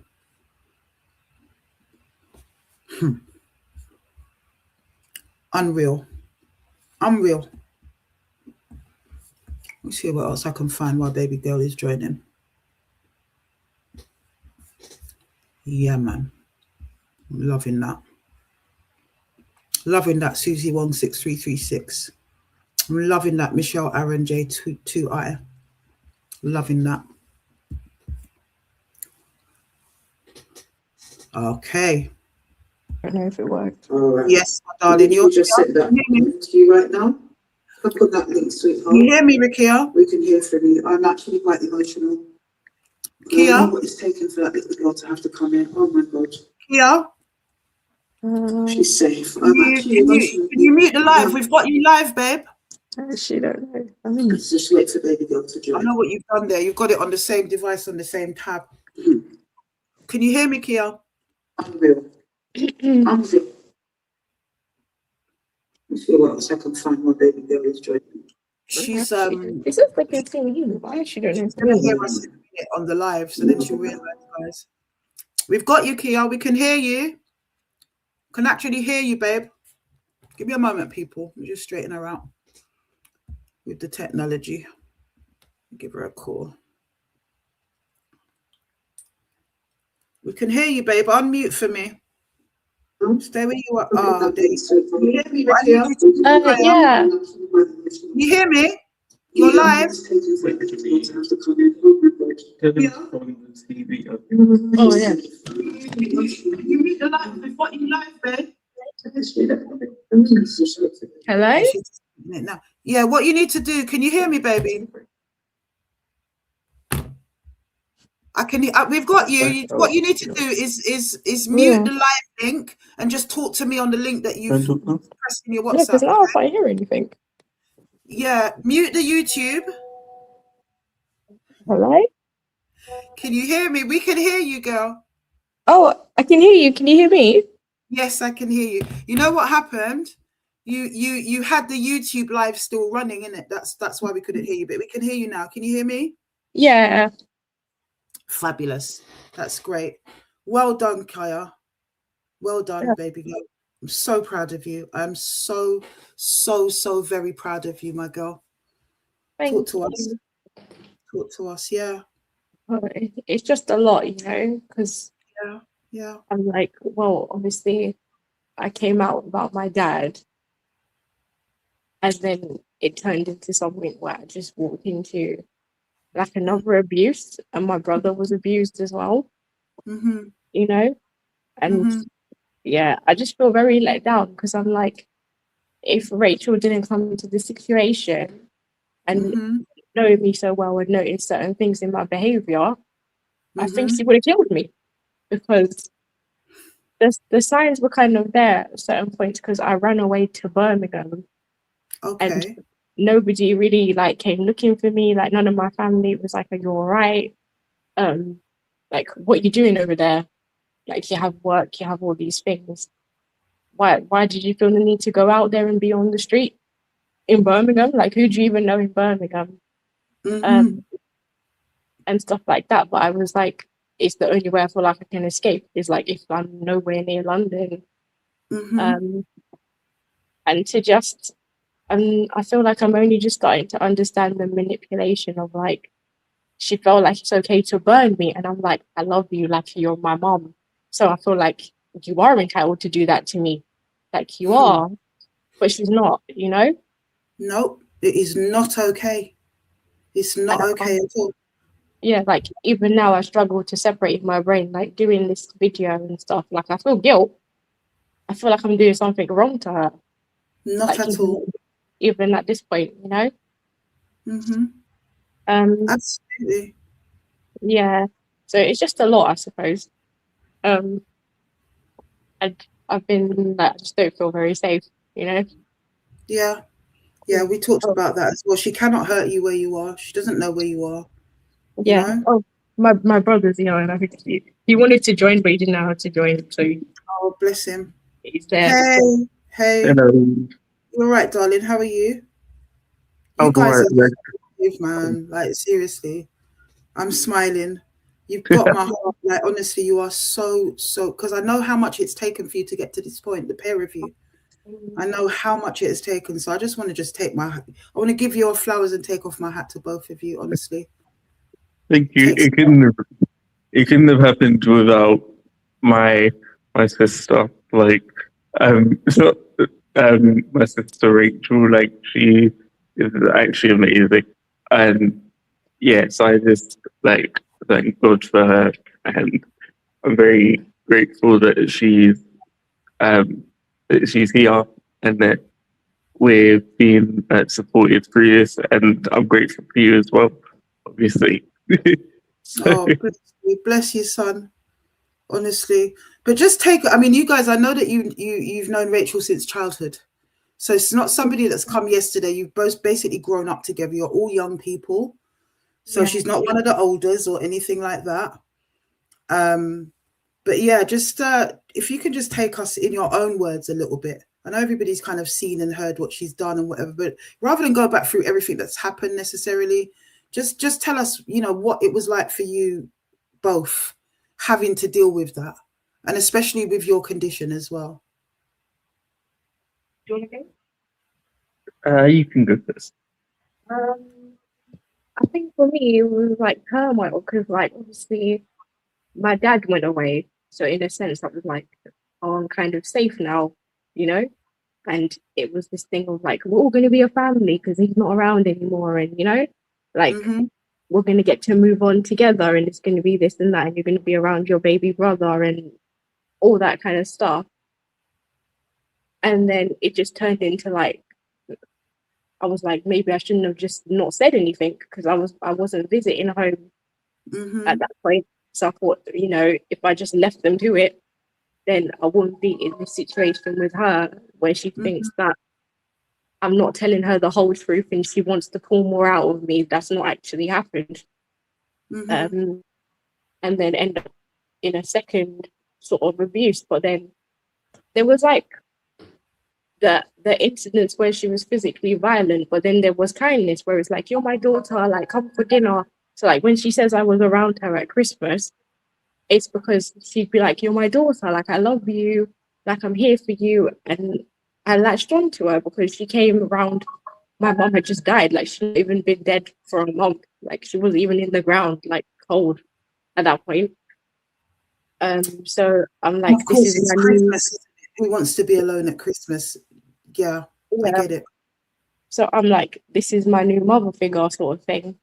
And I think like the love is what allowed her to be able to know that she could get away with things because like, well, I'm not going to tell on you because I think I've taken you to that place, you know? But it's only now that I'm like understanding like what could a person do to you that makes you want to pour boiling water on their arm sort of thing. Like it's not a normal standard reaction to something. So she normalized it in your mind. It was just the abuse was normalized for you. Yeah, because it never was like an apology. Like after it happened, it wasn't like an apology. It was like you better, you know, figure out what you're going to tell the emergency services because I went to the A&E. So it was like, obviously you can't tell them what happened. So you better figure out what you're going to tell them so that you don't tell them that I did it sort of thing. And that you've just come from my house and gone straight to the A&E. So it was like a thing. And then after that, she was like, yeah, I'm sorry we had to go to that level. Like, but that's what I had to go to get the truth out of you. Like, that's what I had to do. And I was like, yeah, like she had to do that. Like, oh yeah, there was no other way. Like she had to do it. But it's only now that I'm like, you could have not done it, you know? My arm would have been all right. Everything would have been okay. And you would be scarred for life. Yeah. She had no right to do that, as you well know now. And you know you're out of the clutches of this evilous woman. Honestly, she's a criminal. Is what she is. You did not deserve that. And then also she's justifying burning you to get the truth, but it's the truth according to her warped mind, isn't it? Yeah, because I'm like, if somebody is punching you in the face or somebody's pouring water on you, you're gonna say what they want you to say. Like, because you want it to stop. So it's just kind of like, how can you think that that's what you want to hold on to? And that's how torture actually works. That's the whole point of torture, is that you extract information. And usually people do give false information under torture. Absolutely. Yeah. So I'm just a bit like, I can't like shake the feeling of being scared. That's why I don't go home, because I'm like, well, she might come looking for me. Which she has before, hasn't she? Yeah. So I'm like, well, I haven't been going to work and stuff because I'm like, I don't want to be in the area where she knows where that area is. Sort of thing. So it's taking a lot for me to even talk on this live thing because I'm like, well, she's probably looking at me somewhere. Yeah. I don't know. She can't trouble you where you are, definitely. And so the night she burnt you, take us through the two different burns, if you could, Rikia. And anything you don't feel comfortable talking about, just let me know and we'll shut that down and talk about something. It's okay. So the night that she burnt me, I'm going to turn off we- my camera for 1 minute. It doesn't mean I've gone anywhere. I'm hearing you. All right, darling? no, it's okay. We'd have like a previous conversation on the phone where she thought like I was withholding information and protecting my dad, because at this point she believed that I'd gone to the point of penetration. So the conversation was like, how have you not had a pregnancy scare? Like, how was you not on any kind of contraception and XYZ? So we were talking on the phone and I was like, I don't have answers for you. Like, I haven't got anything to say. And she was like, well, come to the house, come to the house, come to the house. So I came to the house because I was like, well, I have to. Because it was similar to like, if you don't come to the house, I'm going to have to come to you, and you don't want me to come to you, is the impression. So I came to the house. And then she was like, how did you not get pregnant? How did you XYZ? And I was like, it didn't go that far, which is why, like, there's nothing to tell you. Like, I can't tell you I went to a clinic that I didn't go to and I didn't do these things because I didn't need to do those things. And then she was like, that doesn't make sense, because if you was doing all these other things and XYZ up to a point, you must have done that and you just want to protect him, like you have something. And she kept saying like, I'm the key, like, because he'd run away at this point, and she felt like, I'm the key, like, you know why he's run away, like it's not just because of the lie detector, you know why he won't come home. He won't come home because you have something on him. You have something on him that the police would want, like, you know you do. And I was like, I don't have anything, I don't have anything. And then she went and boiled the kettle and she was like, you don't want to speak, you don't want to speak. So originally she held the kettle up to my mouth and she was like, speak, like you got to say something, you got to tell me something, speak, or she's going to pour the water in my mouth originally. Your mouth? Yeah. Okay, yeah. So then I went and I said, no, like I'll talk, like I'll tell you what you want to know, like, I'll tell you like what you want to hear. So then she removed the kettle and I think she had it on the table.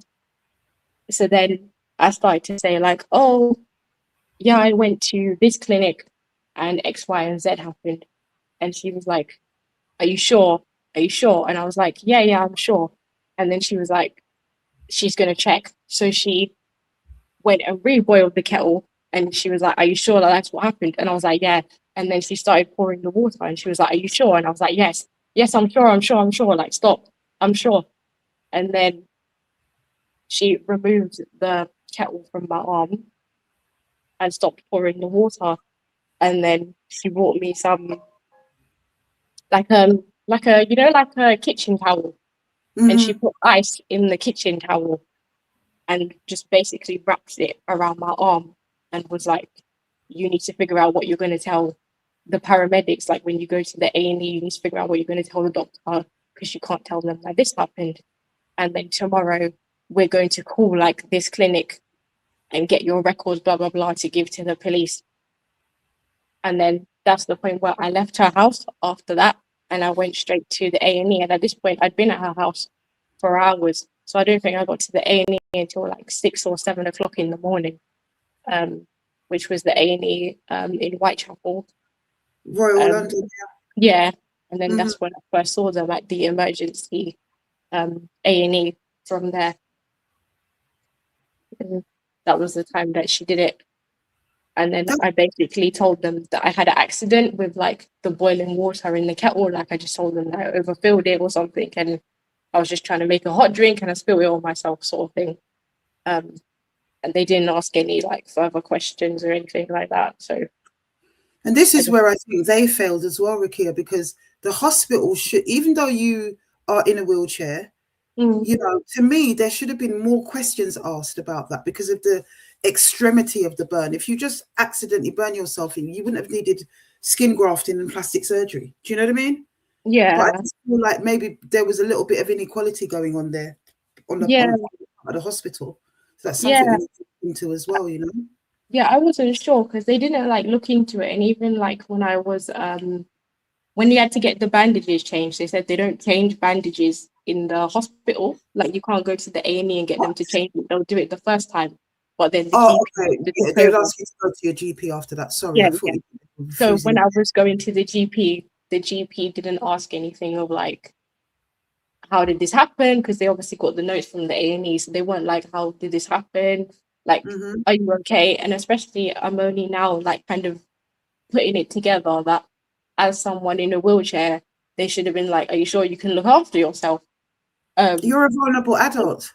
Yeah, or like, do you need any extra support? Because even when I was younger, and I think I was maybe like 14 or 15, I actually did have an accident with the kettle. So actually, even at that point, it wasn't my first time, it was the second But it time. wasn't to the extreme. It was a regular kettle burn, I should imagine. The Yeah, first one. Yeah. yeah. So it's already like they should have been like, this is something that has happened to you once already when you was younger, and now it's happening to you in your adulthood. Are you okay? You know? But yeah, they didn't. It wasn't something that they raised. Even the third time that it happened, they didn't raise anything. So And so it's tell just us about the third time. What happened on the third time you were burnt? so the third time, again, I was summoned to the house. This time it was about, I said to her that I had a pair of underwear that in the time I had a storage unit from when I moved out of university. And Mhm. I said, because she thought it went to the point of penetration, I said to her that I kept this underwear because she felt like because I was under the Stockholm syndrome, she felt like I would have kept something that reminds me of that sort of like what was happening at the time. Where on earth did she get that from? Oh, go ahead. Sorry, darling. I don't know, but she felt like I told her I had a pair of underwear that I kept in a storage unit from uni, and then I came to the house to talk to her, and she was like, "Are you sure? Like, are you sure there's this underwear in the storage unit?" And I was like, "Yeah, yeah, I'm sure, I'm sure." And then she was in the house with it was my brother, my twin brother, and my step brother Reese, and her, and we were all in the house. And I can't remember how, but I ended up on the floor. I don't think she pushed me onto the floor, but I can't remember how I got down there. It's a bit of a blur. Mhm. Um, but he got the kettle and he was saying, like, no, mom, like, we need to get to the truth. Like, we need to know that this is for sure. Because we've gone round in circles. Like, I need to know that this is the truth. So Mhm. he was saying, like, are you sure? Like, are you sure this is the truth? And then he poured the kettle onto my other arm while I was on the floor. So, like, he was standing over me with the kettle and he kind of aimed it towards my arm, but I moved it. So the burn on my left arm is quite like it goes round the whole arm because I moved it. So it Yeah, actually, I noticed that. Yeah. yeah, it actually landed on both sides. Whereas her one, I had my arm on the table, so it only kind of hit the top of it and not the bottom. Um, so he Must poured have it and was like, "We need to excruciating know." on both occasions, Rakia. The Yeah, pain. yeah, I moved. Um, and I was like, "No, like I swear, like it's in the storage unit. I swear, like that is there, it's there." And then she got a flannel after he'd been finished pouring the water. Then she got a flannel, and again she put ice in the flannel, and she was saying things like, "You're worried about your arm, but not about like what you've put us through. Like all you care about is your arm, and the fact that your arm is like the skin is peeling because we've just burnt your arm. But What? you're not worried about what we've been put through all this time. Like that's nothing compared to." Like what we've been put through basically is your arm. Like your arm's not the biggest problem. So then I can't remember Kim did what happened after that. Yeah. So, um, after that, I think was again was just like her being like, I can't believe you brought us through this, and like we we love you so much, and like just being like the sort of thing where it's like making my sister feel guilty for supposedly lying when she's the one who basically brought us to that answer, and then being like, oh, but I still love you and I want to get you help, sort of thing. So like trying to make sure that she didn't say to the doctors, oh, this person like was the one who burned my arm, sort of thing. So it was that, and then I think as well, like going back to like earlier in the night. I'm not sure if it was the same night, but there was there was another thing that took place, quite a lot more disturbing than anything. I'm not sure if I should say it on here. You can say it. You can say it, baby. Right. So basically, at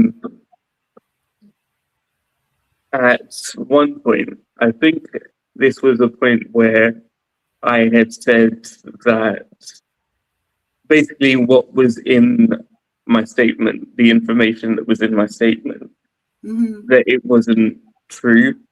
But I hadn't said that I'd only written it because of the abuse, because like I didn't feel like it was something that I could say.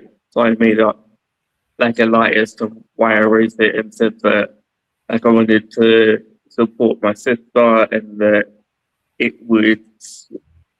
I felt like it would make things more convincing and that sort of thing.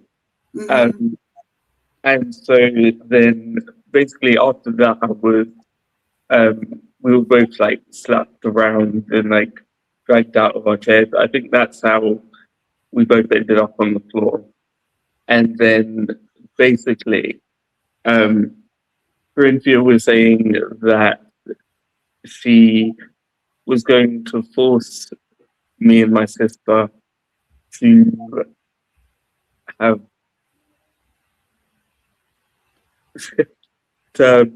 sex with each other. And so then she started like trying to like take my clothes off, like my trousers and stuff, and like I was on the floor and I was trying to like stop her from doing it. So she sexually assaulted both of you as well? Yeah, because she was saying, since you love incest so much, like since you love incest with your dad so much, we're gonna have sex today. Like she was like, you and Keem, like you're gonna have sex today because you know it's the same Willie that came from your brother. So why would you want it, sort of thing? Is how it was happening. My cheeks are literally burning with rage right now, guys. I can imagine.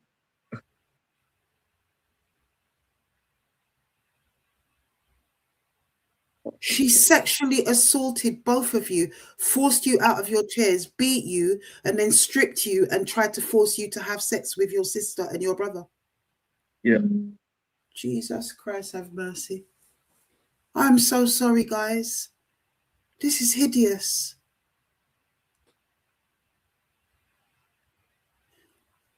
Yeah. And you haven't really shared this, have you? No. I'm so sorry, guys. We're going to talk afterwards 100% about this one, and we're going to get you the right type of support that you guys both need. But this is atrocious. It is appalling. You have no right to be treated like that.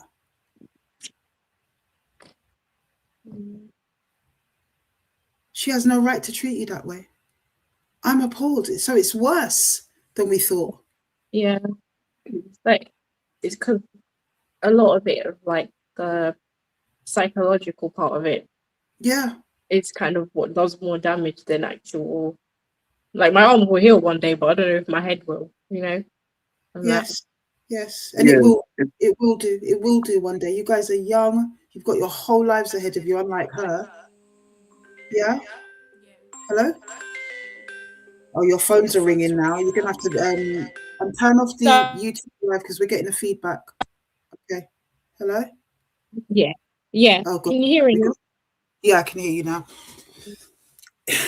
I think it's so important that you guys came on today because there's aspects of this story that I'm not aware of. There's aspects, you know, I will always be able to tell it third hand, fourth hand, whatever, show the evidence. But to hear it from you guys and for the bravery that you guys have shown to come on and share that and share things that you were so scared to talk about. Yeah. That's why it's difficult because the psychological part of it is why people will be like, why did you give her the money? Like, why did you send it to her? And it's like somebody is saying to you, like, my children are suffering because I can't go to work because of my mental health, because of what you've put me through. I can't work. Like, the least you can do is help me. Like, that's the least you can do. So your brothers can eat. So you can do this. And I'm thinking, well, I don't want my 3-year-old brother to starve. I don't want my 17-year-old brother to starve because of what I've done to their mom. But it's actually nothing to do with me, you know. Yeah. The thing is, like, also she'd never tell. I know she'd never tell you if you spoke to her, but like there's been, like I said in the voice notes, there's been many times where like both of us have tried to be like we're telling the truth and it didn't go as far as you're trying to like say it did. But it's like you're not here. It's like she's not hearing it. So then, like the only other option to sort of go with is like you had to then fit that narrative that she's trying to of course. to paint. So because she's torturing you into that box, into that position, right? Yeah, but then she'll blame us for one, keeping her in the situation, and then two, also like telling lies. But it's like what choice did either of us have? Like, but to lie. So you're gonna put us in that situation, and then you're gonna try and blame us and abuse us for it. Like, it doesn't make any sense. Sick. It's sick. It's twisted. It's evil. She needs to go to prison. She needs to go to prison. UK Arsenal's put the Article 3. Thank you for giving us that and reminding us. Article 3 of the European Convention on Human Rights, the ECHR, prohibits torture, inhuman and degrading treatment or punishment with no exceptions. So she's guilty of violating Article 3 of the Human Rights Convention, of violating your human rights under Article 3, which is around torture. That's what she's done. She's guilty of not just a domestic crime in the UK, she's also guilty of an international crime. Torture. Inhuman, degrading treatment, such as trying to force you to have sex with your own brother. Why is she still in free indeed, Lorna Divine? Why is she still free indeed? My God. Go ahead, guys. Just the mind boggles at the moment. I'm deeply shocked. Yeah.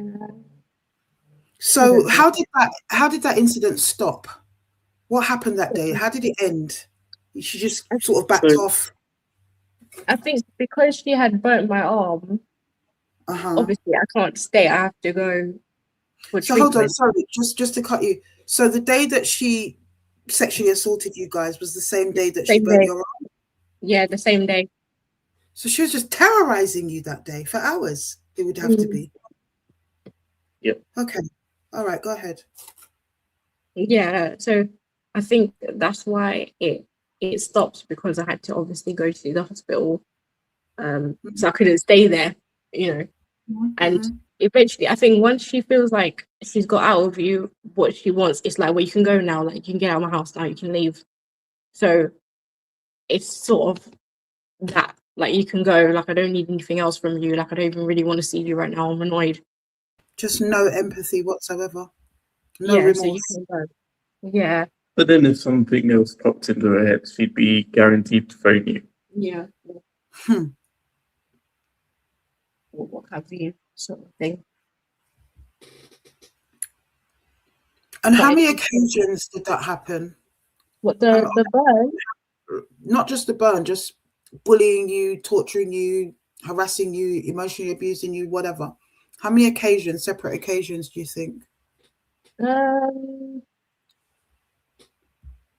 not sure, because it was more like yelling than physical. Like, there would be more threats than actual, like, she All right, might do let me phrase the question differently. How consistent was the abuse in all its forms? Oh, all the way through. Yeah, all the way through from like 2024 to the last time that I would have seen her in person, which was February of this year, where she threatened me with a wine bottle. Oh, When I was wow. in her house. Yeah. Where was that? In her house. That was at the hotel, right? No, in her house where she lives. Oh, her house. Yeah. Okay, Yeah. tell us about that. Tell us what happened that day. So I come over. I can't actually remember what I came over to her house for. Mm-hmm. I think, what happened, I'd come and stayed the night before I went to work in the morning. And then my friend V, I lent her like money and stuff like that. But I think I'd said to her like that I can't do it. And she went and spoke to Corinthia about it. And Corinthia was saying like Rakia had told me that she lends you money and you use it for X, Y, and Z. And that it kind of like annoys me because it's not like you don't need to keep coming back and asking me for things. Mm-hmm. And then she was like, no, it's not like that. And then she called me while I was at work and said, why did you say like these things about your friend? Like, that's not how it went. And I was like, that is what she spends it on. Like, she's upset with me, so she's going to go and talk to you, because she got my friend's number from when I ran away to Birmingham. I ended up at my friend's house who lives there. Mm-hmm. So I think because she was annoyed, she kind of went and spoke to my mum about it. So then she was like, I need to come over after work. So then when I came over, she was like, if you can do this thing to your friend, how, like, look at what you've done to me. How can you not, like, be lying to me? And at this point, she'd thought that I had gone to, like, a clinic to receive contraception when I was around, I'd say, age 14. So it was like, you must be lying about this clinic, like, also. And I was like, no, like, I'm not lying about the clinic, because you can see like where the conversation is going. And I'm like, well, where these conversations always go is that she gets upset and she was drinking. So I was like, well, that's not, the two things are not going to help each other. So then she was like, if you don't tell me the truth, like, how can you do these to people? How can you have done this to me? If you don't tell me the truth, like, she was like, I'm going to smash this wine bottle. And then she's going to basically make me eat the glass in the wine bowl. And then this girl's a sadist. Yeah, and then she was like, I'm going to test how much feeling you really have in your legs. Oh, you're joking. Yeah, and she was like, Reese, I think Renelle was there, and she was like, if you take him away, because like, if I do something, I'm not going to be able to come back from what I'm going to do, like, today. Which is why I believe, like, had Rachel not intervened, like, she probably would have killed me one of these days. Because absolutely, yeah, absolutely. she was like, a switch goes off in her head and she can't really, like, she's like, I won't be able to go back. And the only thing that stops me from doing that is the fact that I have 2 children. Like, that's what stops me from dragging you all over this floor, basically. So that was the last time that I saw her was in the day that she threatened me. Actually, tell I saw her one more time after that, which was when I had to come and get my clothes from her house because she was like, I'm done with you. Like, I don't want a relationship with you anymore. I don't want to speak to you. I don't want to see you. And then I came to get my stuff from her house. And that's when she says in the recording, like, that I was bawling and crying and everything because she didn't want anything to do with me anymore. Because I still felt like this is my mother figure and she's saying she doesn't want to see me anymore. Like, she don't want me in her life. And etc. So I left her, and then the time that she admitted it to Rachel was when she came to the hotel afterwards, and because she couldn't get access to me, and I was saying to her, like, I'll talk to you on the phone, but you don't need to come here, is when, like, she lost her head, and that's when she admitted to Rachel that she had burned me because she was so upset and so angry that she couldn't get to physically see me, and she couldn't get to me on the phone because I was like, I'm not talking to you on the phone, and stuff like that, which is, I think, the only reason why it's really come out like this, is because she admitted certain things to Rachel, and then she was kind of onto it, or onto her, sort of thing. Yeah. God bless Rachel, honestly, because as you know, we spoke about it, Rakia. You know, the boy that cried wolf and all of that stuff. We saw it from that standpoint. We didn't realize that false confessions were being extracted out of you. We didn't realize that. I deeply apologize. No, it's okay.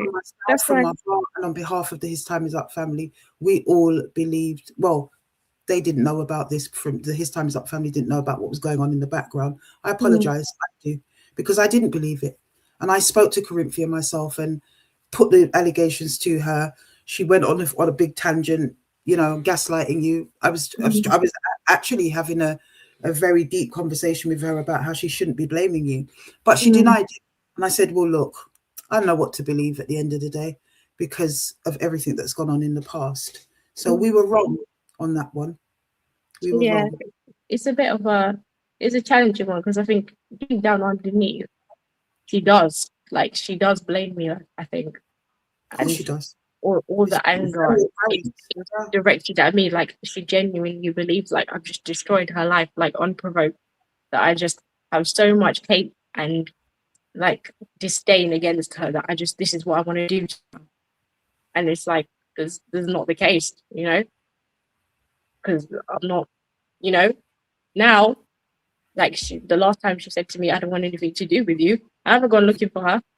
I know exactly where she is, but I don't go looking for her. But the audacity, though, like, she doesn't want to have anything to do with you. And that's how she came across in the recording. I didn't get to play all of it, but that's how she came across in the recording. I don't want anything to do with these people. They've ruined my life.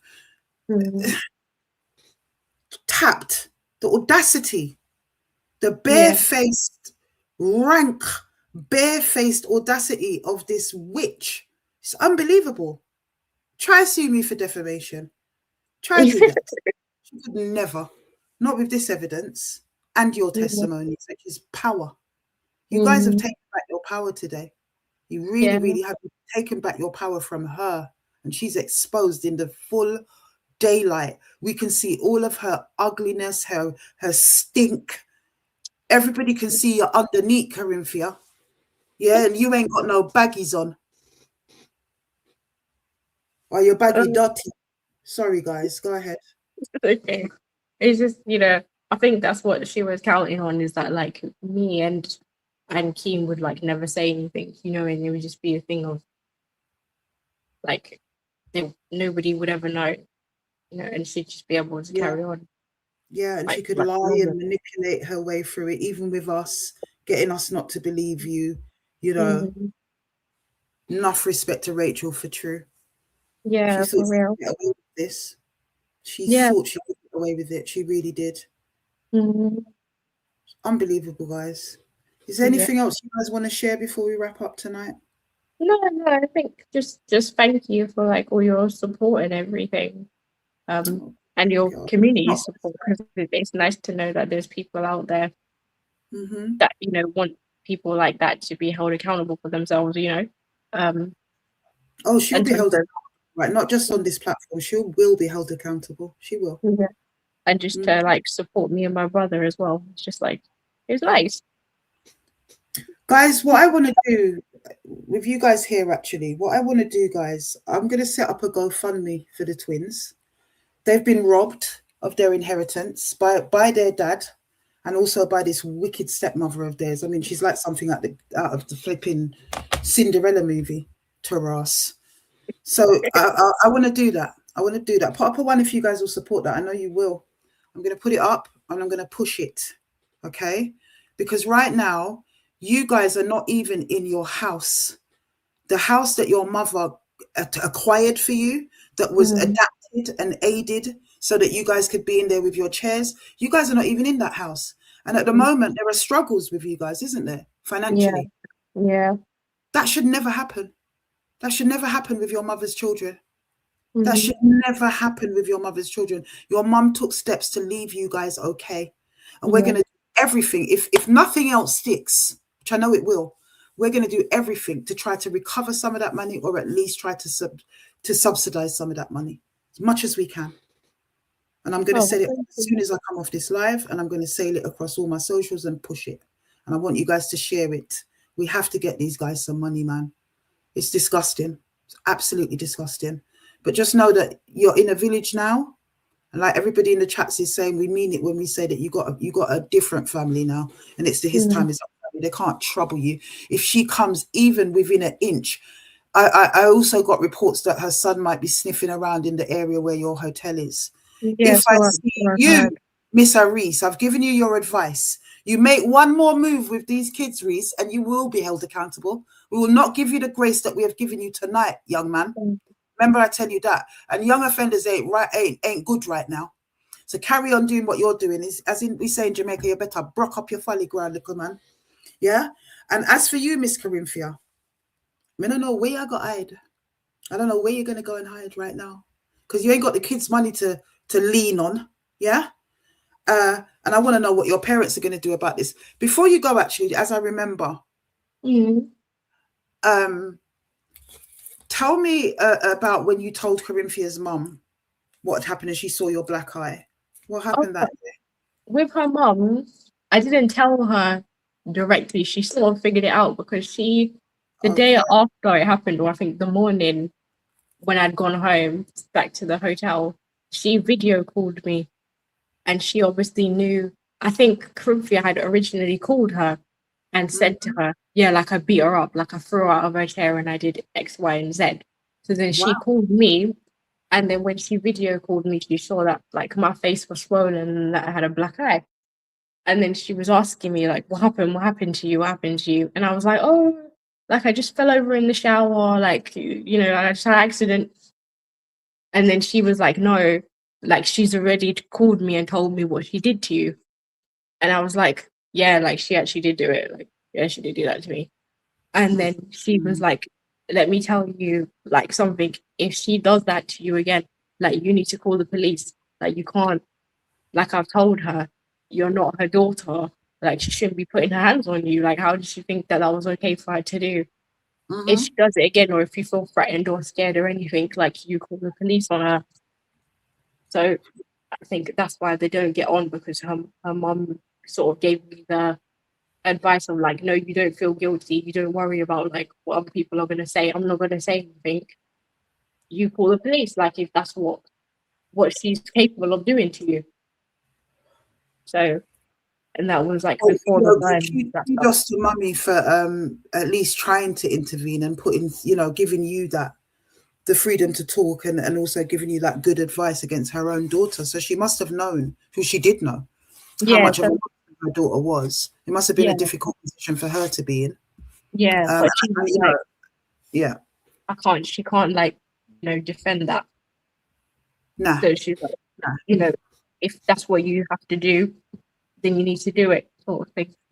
Well done, mummy, for that. And I hope she can step up again with her grandchildren, because this girl is not stable. She's seriously unstable. To ask you to try to or suggest or threaten you that she's going to make you eat glass on top of burning you, by the way, and all the rest of it. Oh my God, it's just, Yeah, that's why I'm just like with her. The best thing was to like not disagree and don't do anything, because I genuinely was like, if I was to even try and disagree with her, that would be the button that would send her over the edge, because she was already doing those things when I wasn't actually shouting at her, or I wasn't disagreeing with her, I wasn't being rude or anything.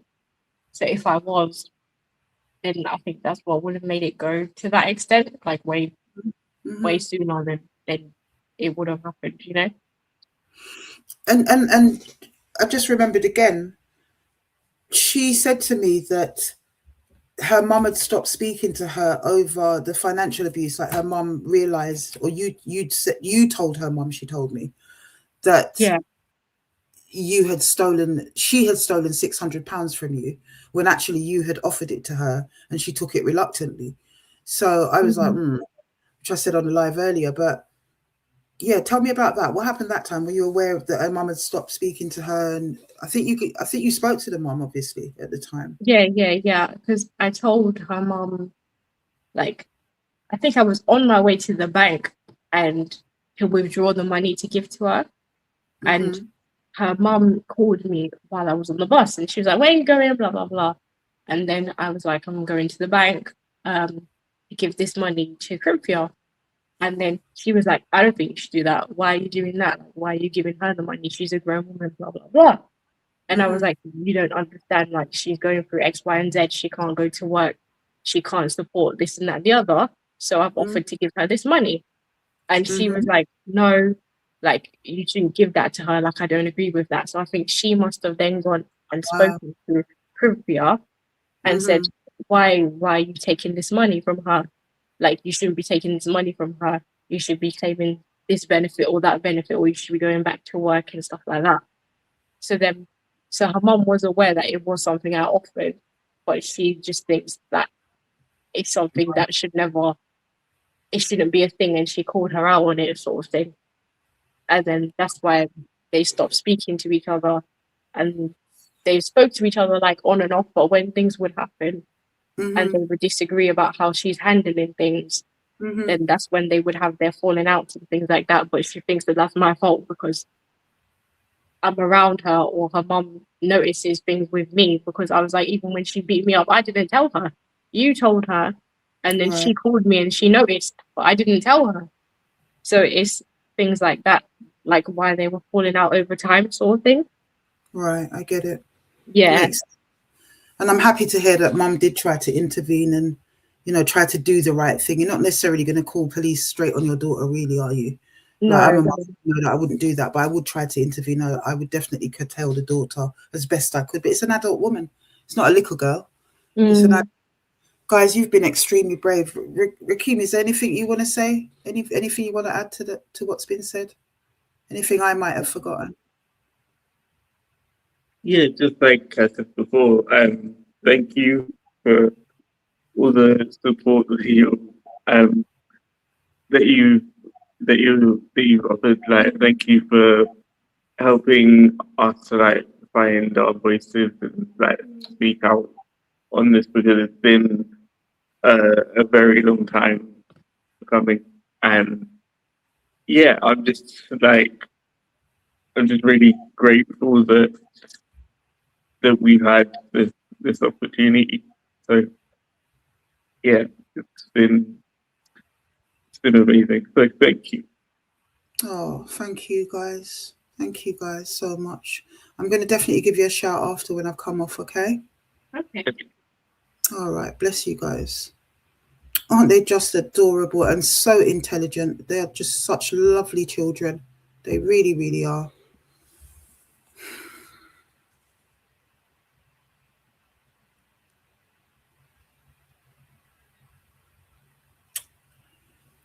Guys, I'm just speechless. I don't even know what to say. I just want to burst into tears. I swear to God, I don't know what to say. I knew it was horrific, but I did not know the true horror of this psychopath. She needs help. She's got to be stopped immediately, guys. Yes, I'm going to put up a GoFundMe. Huh? The horror of this evilous woman who is a mother, grandma, do something, do something, do something, do something. Seriously, do something. Don't worry, man. This can't go on. This cannot go on. Corinthia, you're about to lose everything, girl. You're about to lose everything. Remember me tell you, because this is appalling. The premeditated nature of it. The lack of empathy. Huh? The lack of support. My goodness gracious me, I cannot even believe what I'm hearing here. I cannot believe what I am hearing here. Lying to everybody. You know, the cruelty within it, that streak of cruelty that says, you know, get out of my house now and you better tell the people whatever. It is extremely arrogant. She's so arrogant within the pathology of the psychosis. She's so arrogant. Complete narcissist. I'm gobsmacked, guys, and that takes a lot for me to be gobsmacked. My goodness. I don't think I'm going to sleep too good tonight. I'm going to jump on with these twins, guys. I need to talk to them. People, don't know if I'll be on next week. As you guys know, my mum is receiving palliative care. And yeah, it's that time of the life that we all get to eventually, isn't it? She's had a great innings. She's 83 years old. I'm praying she makes it to 84 in September, but she's receiving palliative care at the moment. How long's a piece of string with that? But she's very weak and she's not taking food. So I don't know if I'm going to be on next week, but you guys will see me soon. Look out for me in the bulletins and the comments. Sorry, look out for me on the socials. Make sure you like the live, please, guys. Screen record it, please. They will be trying to take it down. Screen record it. Thank you, guys. Thank you for that. Make sure you screen record it. I'm going to do it when I get off anyway. It usually takes them a couple of days to actually get to that. She'll try and take it down through sheer shame. But you're not going to be able to take it down because it will be sailing everywhere in places where you won't be able to take it down. YouTube is just really extra. So they usually get it down off that, but they can't get it down off anything else. We've said the right things. We've done the right things. All of these things that I've said about her is my opinion, and I have a right to my honest opinion, actually. Some of the things are alleged because we couldn't prove it, but I do believe that we've proved beyond reasonable doubt tonight that Corinthia is a horrendous, horrific, malign abuser. She's a dangerous woman. I think we've proved that tonight. And she's definitely guilty of financial abuse, theft, and a myriad of other charges. And let's hope that they all stick on her. Guys, blessed love, people. I shall see you guys next week. Sorry, I'm not going to see you guys next week necessarily, but I might do. But anyway, whatever you do, do it safely. And guys, listen, I think the takeaway from this is for the family, the maternal family of these twins, and for all of us, really, just keep a closer eye. You know, let's just take some extra time. We know we've got our own shit to deal with. We all have.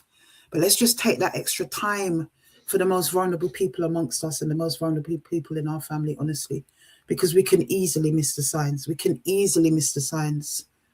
All right? And I want you guys to take that away for tonight. Blessed love, my people. Blessed love. I'll see you soon. Blessed love. Seriously, gobsmacked. I can't even talk properly. Honestly, I would usually do more of a preamble. I can't even operate the live to turn it off. Honestly, guys, I am so traumatized, much less these twins, how they must feel, or the family, how they must feel. I am so angry. It's unbelievable. And you know, when I get angry like this behind a victim for the most hideous of perpetrators, I ain't stopping. Like with Ponponne, 6 years behind the scenes, Mana, stop. Corinthia, you just made your worst enemy and your worst nightmare. Remember, I tell you, you know, you're worse than a nonce. You're worse than a nonce, to be fair. And you're going to get it. Her time is up, people. Blessed love. Blessed love.